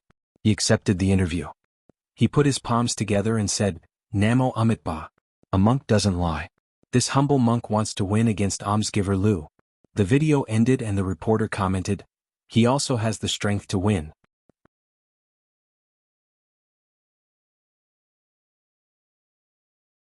Chapter 561. After the news ended, it switched back to the anchor. He chuckled and said, "As you can see, Ji Tong, Peng Liyun and Ren Li's opponents all expressed their desire to win. The reputation of the heavenly son of the era is both a compliment and a pressure. When others meet you, they will be filled with fighting spirit. A tree that stands out in the forest will be blown away by the wind. A person who is stronger than others will be ridiculed by the crowd. Defeating a heavenly son of the era is definitely something to be proud of and engraved in people's minds. Let's wipe our eyes and wait patiently. This live streamer is pretty good. Just a few words and she's able to make people's blood boil." Lu Qing praised in his heart. He replied to Ku calmly, "But I want to win too. What should I do?" He added with a confused emoji. Yanjika patted his shoulder and said, "Comrade Lu Qing, I believe you can win as long as you don't act recklessly." Lu Qing had told his fairy about the divine art of recklessness as a joke. He didn't expect her to remember it immediately. "How would I dare? He's a direct disciple of Daxing Temple," Lu Qing said. Yanjika rested her chin on her hand and said, "Based on my understanding of you, you will act recklessly when facing a direct disciple of Daxing Temple. Don't you want to see the Buddhist Zen arts? Don't you want to see the two secret arts of Vajra and womb accumulation?" "Yes. Ka knows me best." Lu Qing sent a crying face emoji. "It's okay. Act recklessly. You should at least leave me something to laugh at for the rest of my life." Let's talk about Ji Tong. He mainly cultivates the Vajra sect's Vajra secret arts. Once he advances to physical invulnerability, his body will be able to evolve the body of the Vajra. Other than that, he's also good at various secret arts derived from the Vajra seal and the Vajra secret arts, as well as the Dan stage martial arts from the Great Light Scripture. He has also mastered the 6-syllable Sanskrit mantra. But don't worry, it's said that his Zen mind isn't pure, so he wasn't able to cultivate the weakened version of thought steel. Lu Qing nodded slightly and started to talk with Ko. At the end of the conversation he asked curiously, "Does Daxing Temple have any forbidden arts?" "It's the leading Buddhist sect." "Yes, but I don't know what it's called." "In any case, it's able to cultivate the Vairocana body," Yanjika recalled. According to her description, the Daxing Temple had a taboo divine art to suppress it. It was divided into the Great Light Scripture, the Womb Realm and the Vajra Realm. Each of them derived the content of the Dan stage. The next day, Lu Qing trained and studied videos during the day and headed to the Sky Moon Martial Arts Stadium at night. At this point in time, other than En Chaoyang who lost the competition as expected, Peng Liyun, Ren Li, Tu Zheng, Meng Liang and the other popular contestants had all successfully advanced to the next round. This added a lot of pressure to him. After a while he finished his adjustments and left the lounge. Under the guidance of the staff, he walked along the path of glory and walked towards the central arena. Amidst the cheers of the crowd, Lu Qing finished climbing the stone steps and saw Ji Tong. He was wearing a gray monk's robe and his scalp was gray. His eyes were more black than white, giving him a gloomy look. The great Vidranath was also known as the Devil Deka. After they nodded to each other, the referee did not wait any longer. He raised his right hand and shouted, "Conversation time starts now." Ji Tong put his palms together in front of his chest and said softly, "Almsgiver Lu, I believe you have seen the interview I accepted last night?" His tone was calm and did not show any signs of aggression. "Yes, but anyone would want to win." "There's nothing strange about it," replied Lu Qing calmly. Ji Tong nodded slightly and laughed softly. "All this while, Master Abbot and my master thought that I was too competitive and had hindered the progress of Buddhism. I want to prove to them that fighting can also make one a Buddha." He said the last few words in a rhythmic tone. The gloominess in his eyes faded away and was replaced by a golden glow. A strong desire to fight came from the bottom of his heart. There was even a hint of his original intention. At this moment, the Ji Tong in Lu Qing's eyes suddenly grew taller. His expression was solemn and dignified. He could intimidate and subdue external demons and make people cower in fear. At the same time, the golden glow around him spread out in circles and illuminated the entire arena. It was both holy and compassionate, causing many in the audience to have the urge to worship him. Awe-inspiring on the inside and the light of Buddha on the outside. Pressure assaulted his heart and his aura interfered with his mind. Lu Qing quickly reined in his thoughts and turned water into ice. He turned the lake into a mirror and settled all the negative feelings so that they would no longer rise and fall. Whoosh! A cold wind seemed to blow past the arena. Amidst the coldness was the true meaning of blood fiend formed from thousands of killings. It was as though an apocalyptic blizzard was about to arrive. The light of Buddha dimmed slightly and rippled in all directions. It withstood the terrifying blizzard softly but tenaciously, like a lantern that illuminated the path to return home on a snowy night. The battle of auras was evenly matched. Ji Tong retracted his gaze and no longer looked at Lu Cheng. His lips moved as he began chanting scriptures. It went from soft to silent and grew louder and louder. Buzz buzz buzz. Lu Cheng felt as though there were 1,000 monks chanting Buddhist scriptures while knocking on wooden fish. Amidst the noise there was a sense of transcendence. It caused cracks to form on his ice mirror and the lake to ripple. Can conversation time be used like this? Lu Cheng's eyes darkened.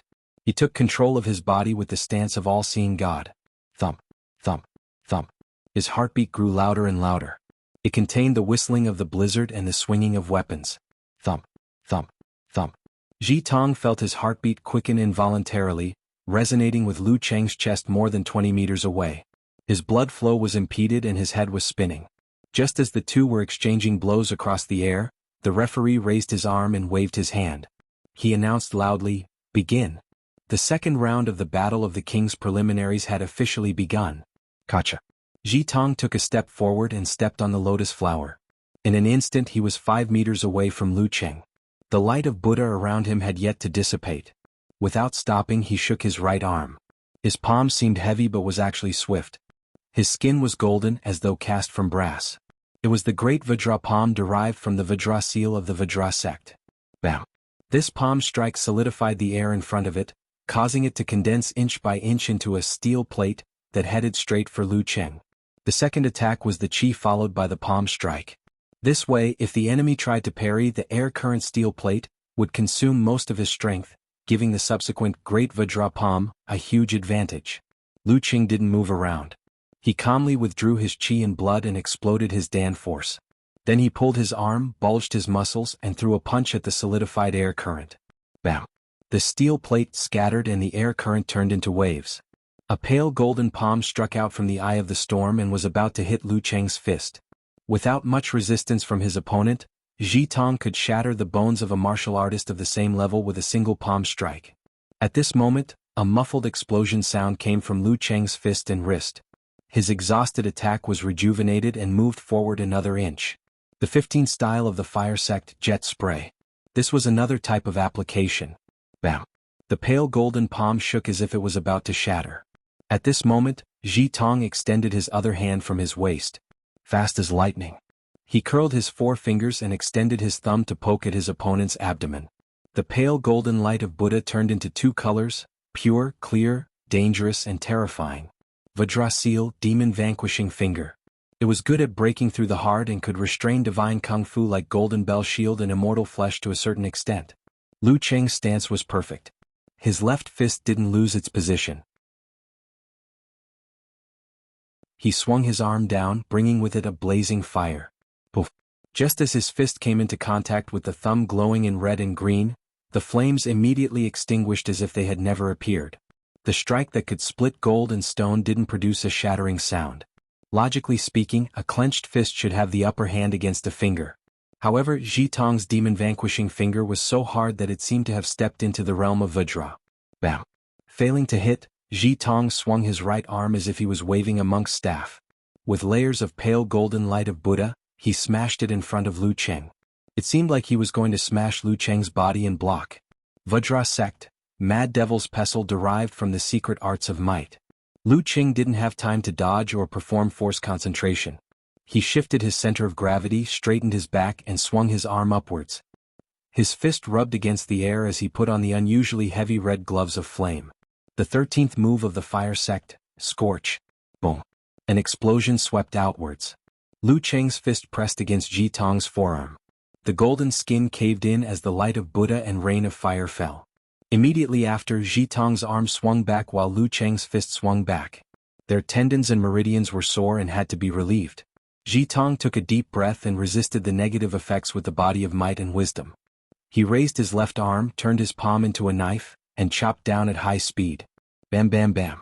He swung left and right, slashing several times consecutively. Every slash left after images behind. They were as fast as lightning and as nimble as a blooming lotus. However, they still couldn't break through Lu Cheng's inner line of defense. With the ice mirror on him, he could predict in advance.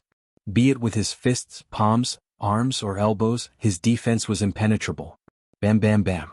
Ji Tong's palms chopped faster and faster. In the end, the heat generated by the high-speed friction ignited the air. Womb Hidden Sect, Guardian Azure Fire Chapter, Blazing Divine Saber. With a leap, the crimson flames spread and burned towards Lu Cheng from every part of the palms, forming a net of fire. Lu Cheng's eyes were illuminated by the flames. His palms were mixed in as he took advantage of the chaos to attack. Faced with such a situation, he wasn't surprised. Instead, he was delighted. He casually threw out a punch. The crimson flames converged on the surface of his fist and collapsed inward, absorbing the surrounding flames. In an instant, it reached its limit and suddenly exploded. Boom. The blazing white light blurred Ji Tong's vision. The flames that were burning towards Lu Cheng rolled back with the wind and waves, surrounding him. The 36th style of the fire sect, Devour. Emperor Yen force had always interfered with the flames of others.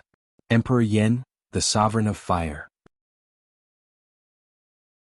Lu Cheng lowered his body and was about to approach Ji Tong to give him a severe warning, or lament of the Ice Queen. However, at this moment, a grand, solemn and sacred Buddhist voice suddenly rang in his ears. Ma. Once the voice was heard, heaven and earth seemed to be connected. The surrounding airflow contracted and turned into a swamp, forming a cage. It froze the flames and restrained Lu Cheng. 6 syllables of Sanskrit mantra, Ma syllable. Lu Cheng knew he was in trouble the moment he froze. Seeing that he couldn't throw a punch, he immediately redirected his qi and blood, expanded his muscles, and used pure strength to break free from the entanglement. Bam bam bam. The sound of the airflow barrier breaking rang out continuously. At this moment, Ji Tong's vision had recovered. He formed a new seal with his hands. Taking advantage of this opportunity, he exhaled solemnly and said, Ba. His voice reverberated in the surroundings. The Buddhist light shone brightly. Under the guidance of a mysterious force, they formed 4 arms on Ji Tong's shoulders. 4 illusory, dark blue, terrifying and exaggerated arms. At the same time, Ji Tong's expression showed obvious anger. His muscles bulged and his skin turned from pale gold to blue. He looked gloomy and powerful. Wisdom King transformation propelled by the Ba syllable. This was a killer move that Ji Tong, who was highly talented in battle, had painstakingly created. It was one of the top 3 simplified physical invulnerability moves of various sects. The only downside was that it took a long time to prepare. Therefore, he had to find an opportunity to trap Lu Cheng with the Ma syllable. And this opportunity was created by Ji Tong from the very beginning. How could he not know that Lu Cheng had Emperor Yen force and mastered the Dan stage chapter of the fire sect? He was waiting for Lu Cheng to counterattack and mess up the situation. Bam bam bam. Ji Tong took a step forward. His fists and the 4 new arms smashed towards Lu Cheng, who had just broken free from the restraints. There was no fancy move, just a flurry of blows. Lu Cheng's eyes narrowed. Before his opponent took a step forward, he had already outlined the ancient word. He formed a seal with both hands, aimed it at himself and shouted, Fighting! The complete fighting formula. 9 words formula versus 6 words mantra. The outline of his muscles was shocking. Lu Cheng leaned back, raised his arms and swung them horizontally. Boom. The 6 arms smashed down. The airflow was blown apart. Lu Cheng's body swayed as he felt the surging power. His arms trembled and were about to break. Without the combination of simplified physical invulnerability moves, the fighting formula was still lacking. Lu Cheng had no choice but to twist his back and push his legs inward. With superior control, he directed the unbearable external force to the ground. Crack. He lowered his body and both his legs sank into the arena, up to 2 inches above his ankles. What kind of terrifying power was this? What kind of exaggerated effect was this? In the Longhu Club, Optimus Prime Longzhen wiped the sweat off his forehead as he walked out of the volcano laboratory. He saw Dragon King Qin Shi Tao watching the battle between Lu Cheng and Ji Tong. Wisdom King transformation? Longzhen took a glance and clicked his tongue. It's just a pretty face, Qin Shi Tao commented succinctly. Longzhen smiled and didn't say a word. This was the Dragon King's attitude towards the various forms of Wisdom King and God spirits. From his point of view, the formation of 4 arms and 3 heads was a requirement of the Buddhist and Taoist sects when they preached. It was to shock the masses and gather believers. However, in a real battle, it would appear to be a waste of energy. If he had the time, he could just form them into spheres. Not only would it take less time to prepare for the 3 heads and 6 arms Wisdom King transformation, but the effect could also be concentrated, increasing the power by at least 20%. Under the guidance of this philosophy, the secret arts of the fire sect that he inherited from the Taoist sect were modified beyond recognition. He was often mocked by warrior sages for being a tortoise puncher. Lu Cheng's qi and blood were churning violently, his muscles were trembling. His legs were trapped in the limestone. For a moment, Lu Cheng couldn't pull them out. His right arm's skin turned black, and his bones and tendons were extremely sore. He temporarily lost the ability to exert force. Ji Tong retracted his angry form and became solemn again. He clasped his palms together. Under the guidance of visualization, he gathered all the remaining Buddha's light in the center of his closed palms. He was going to use the simplified physical invulnerability move from the Great Light Scripture, Tathagata's finger, to clinch victory. This was also a move that was hard to defend against. It was extremely taxing on the body. However, once it hit the enemy, even if the enemy had the indestructible flesh body, they would still be penetrated if they hadn't reached physical invulnerability. However, the preparation time was too long and the signs were obvious. If he hadn't stopped Lu Cheng on the spot, Ji Tong wouldn't have wasted the time to use it. As for now, it was time to finish it in one fell swoop. Dong dong dong. Lu Cheng's heart raced as he sensed a strong sense of danger. He couldn't be bothered to clean up his wounds and regroup. He seized the time to visualize the deep and cold dark universe and the heavy great sun that was finally ignited by the accumulation of dust. Mutated version of severe warning. At this moment, Ji Tong opened his palms slightly and a crack appeared. An extremely bright laser shot out like the finger of Mahavairakana, heading straight for Lu Cheng's lower abdomen. Such speed was comparable to lightning, not something a human could achieve. Therefore, if Lu Cheng didn't dodge in advance, he wouldn't be able to dodge it. The referee wouldn't be able to save him either. It was because of this that Ji Tong didn't choose a vital part. However, just as his closed palms were about to split open, Lu Cheng seemed to have a premonition. He swung his left arm downwards and smashed his fist. Darkness enveloped him. Poof! The laser hit the surface of his fist and dissipated instantly, leaving only a faint mark of fire. Ji Tong's pupils shrank as if they were needles. Didn't Tathagata's fingers say it could even penetrate the indestructible flesh body? Lu Cheng's calm appearance was only on the surface. His left fist had already suffered some damage. His fascia was in chaos, his muscles were torn and his bones were almost broken. The force that was supposed to rebound and explode could only dissipate as he swung his fist. As expected of the heavenly son of the era. As Lu Cheng swung his fist, Ji Tong secretly used the Weng formula, using the sword of wisdom to sever the fear and hesitation in his heart and shake off his emotional turmoil. He formed another hand seal and said solemnly, "Om." It was as if something from heaven and earth had entered his body and stimulated it. His qi and blood surged and reached the pinnacle again. At this moment, Ji Tong hadn't reached his limit and still had a lot of stamina. However, he still used the OM formula in advance. Only by maintaining his peak condition and suppressing his opponent would he have a chance of defeating the injured Lu Cheng. If he dragged it out to his limit, there would be many variables in between. He might even be at a disadvantage and lose the opportunity to use it. Saving your trump card for last was the stupidest choice.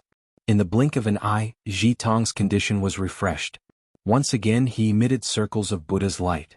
Seeing Lu Cheng break free from the bluestone trap, he slid forward and approached him. At this moment, Lu Cheng had already controlled his injuries with the encountering gods in the void realm. His qi and blood circulated, stimulating his body and expanding his fascia. Half of his muscles tightened, ready to strike. Simplified fighting formula combined with Thunder Roar Zen. Bam! Lu Cheng swung his arm and punched at Ji Tong, who had just recovered to his peak condition. Ji Tong struck out with his palm. His pale golden palm hit his opponent's fist. Bam! Lu Cheng tightened his muscles in a hurry. His strength suddenly exploded at a single point, causing a strong vibration. Ji Tong's body jumped slightly. His organs shook, but his movements didn't slow down. Lu Cheng circulated his qi and blood again, using the simplified fighting formula. He tightened his muscles again and struck out with Thunder Roar Zen. Bam bam bam. He spread his arms and swung them with every step. With one fighting roar and one thunder roar, his body became abnormally tall. It was as if the thunder god had descended and was swinging his electric hammer left and right. There was nothing fancy about it. It was pure strength and pure oppression. Bam bam bam. Ji Tong couldn't find a gap in his opponent's tight rhythm and could only block. After a few consecutive strikes, his qi and blood were in serious turmoil.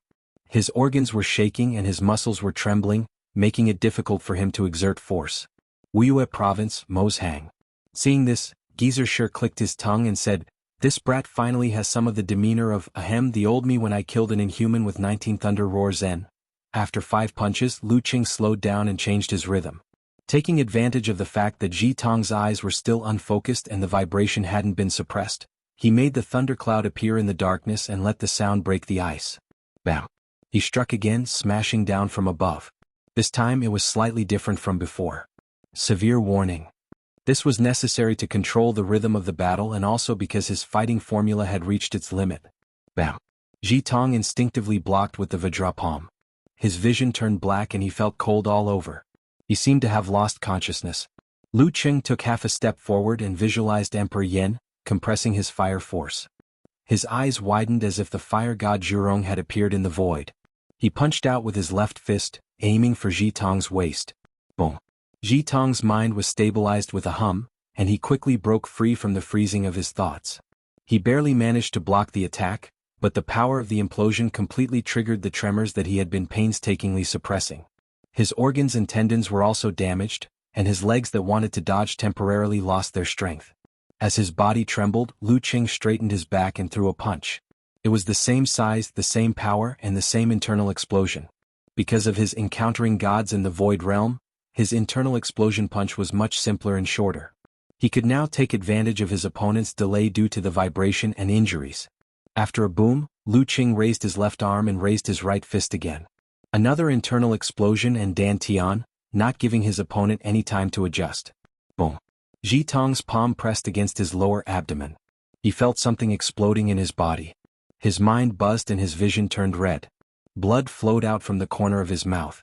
His body went limp and fell onto Lu Qing's raised arm. The same question echoed in his mind. What? Why is it that even though I'm back at my peak, I'm not as good as I was in the first half of the battle? Lu Qing turned his fist into a palm and supported Ji Tong firmly. The referee's voice rang in his ears. Lu Qing wins. It's like a bug in the system. Lu Qing can easily take down any opponent who isn't in the same realm as him. Long Zhen shook his head and laughed, standing tall like a mountain. That little monk is too stupid. He actually went head-to-head with an opponent with all-seeing God. At some point, Ning Zitong had appeared in the control room of the laboratory.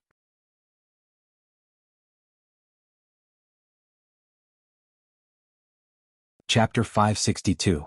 Ha ha, if the heavenly son of the age could be defeated so easily, he wouldn't be the heavenly son of the age. It doesn't matter how pumped up he is. As soon as the match ended, Brahman began to post comments in Lu Qing's fan forum.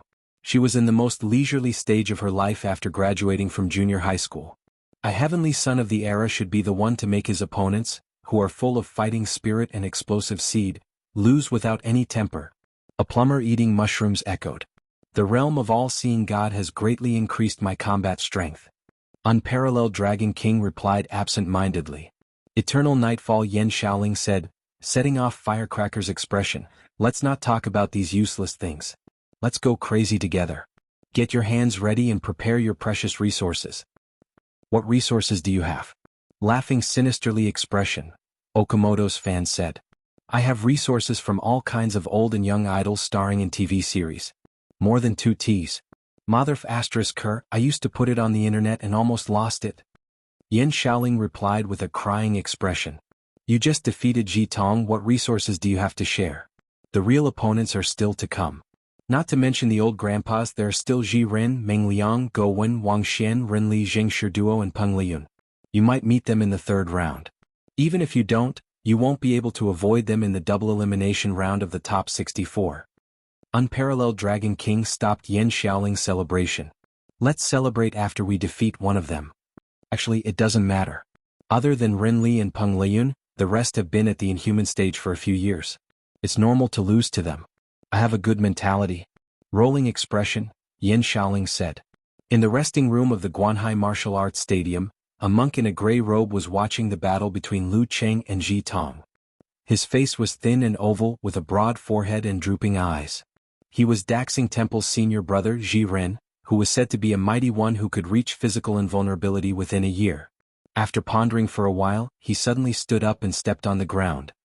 His body swayed backward like a piece of paper, as though he was trying to avoid the consecutive attacks of the illusory Lu Cheng. The resting room was small. He quickly retreated to the wall and then to the ceiling, as though he was stepping out of a lotus flower. Retreating in order to advance. In the presidential suite of a five-star hotel, a girl with two braids stared at the TV screen, replaying the scene of Lu Cheng defeating Ji Tong over and over again. She looked ordinary but her eyes were bright. She had some Yao blood in her. She was about 25 or 26 years old. She was the proud disciple of the Black Tortoise sect, Go Wen. After a moment of serious contemplation, Go Wen put down her feet and stood in the middle of the living room. She pushed out her palms heavily and interweaved a dense network. The sound of water was vast and mighty, like a surging river. Lu Cheng's attack was only a few iron chains. They could stop the ship but they couldn't stop the current. She stopped and adjusted from time to time. Gradually the girl felt more confident. In a certain room on the 33rd floor of Wanhua Hotel, Tu Zheng held the remote control in his hand. His gaze was unfocused as he stared ahead. His mind was filled with images of Lu Cheng's continuous thundering zen and internal explosion. How should he deal with it? After thinking for a while, he retracted his gaze and regained his composure. He put down the remote control and walked to the desk with an empty space. He lowered his waist and got into position. As the flames burned his body, his potential was stimulated. Sounds of tendons stretching and bones popping could be heard from Tu Zheng's body. He grew taller in an instant. Bang, bang, bang. He controlled his strength and swung his fist forward. In his imagination, this was a combination of explosive secret arts and flaming cannon punch. He was going to fight Lu Cheng head-on and tremors against tremors. In the end, it would be internal explosion against internal explosion to see who could last the longest. They were both in the realm of encountering gods in the void, but he, who was close to attaining physical invulnerability, was clearly superior to Lu Cheng.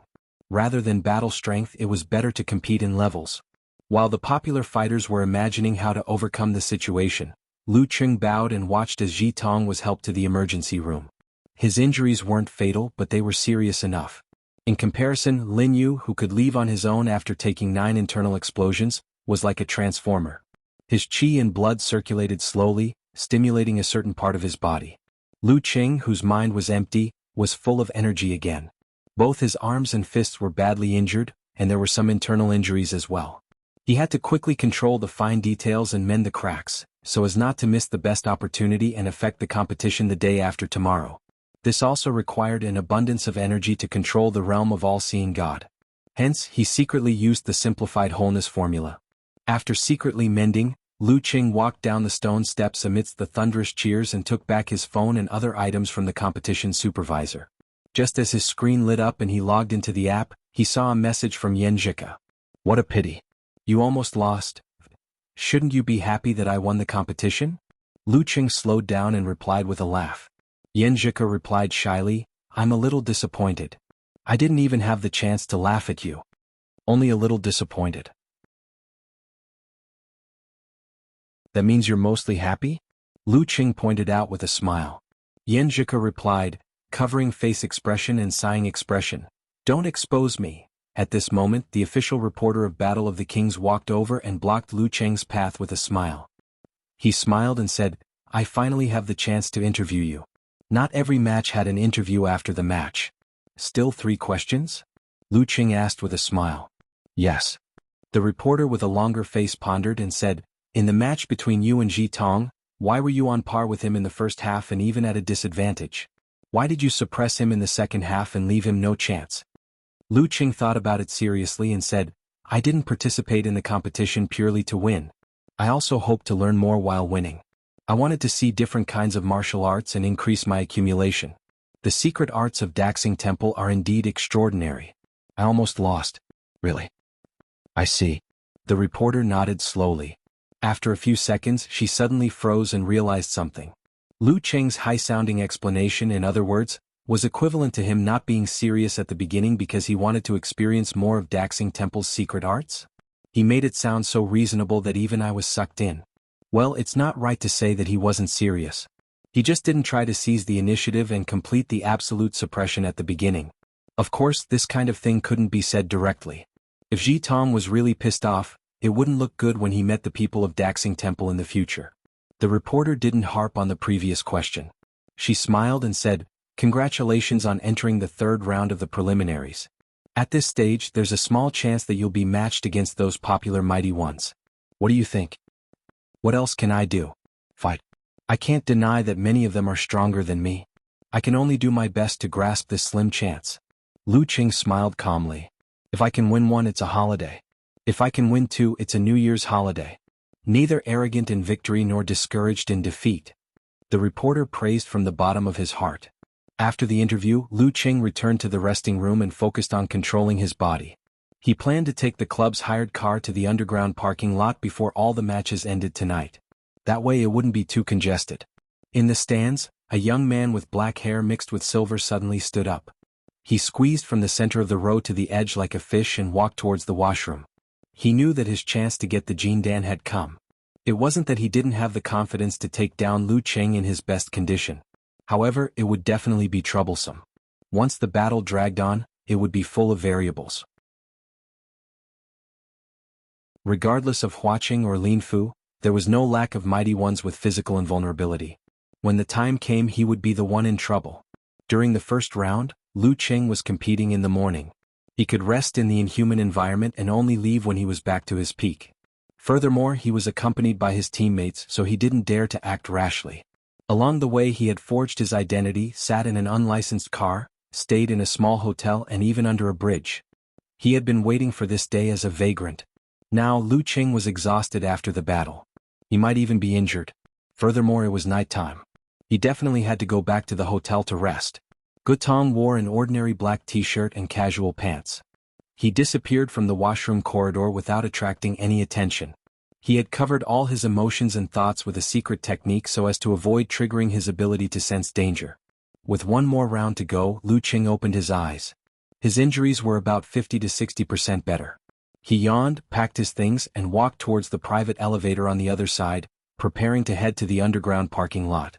This time, there was an inhuman senior who had transferred to a management position at the Sky Moon Martial Arts Stadium.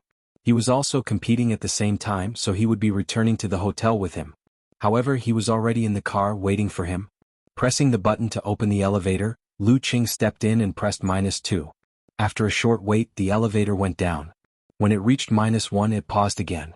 The doors slowly opened to reveal a young man in a black t-shirt with white hair. So familiar, I think I've seen him before. Lu Qing's heart skipped a beat, and his pupils shrank rapidly. You're tuning in to the Han Li's Wuxia Chronicles YouTube channel. We're so grateful for your support, and don't forget to subscribe to join us on this incredible journey through captivating stories. Your generosity through donations truly makes a world of difference, as it's the primary source of revenue that allows me to expand and enhance this channel for you. Thank you from the bottom of my heart for being a part of this adventure.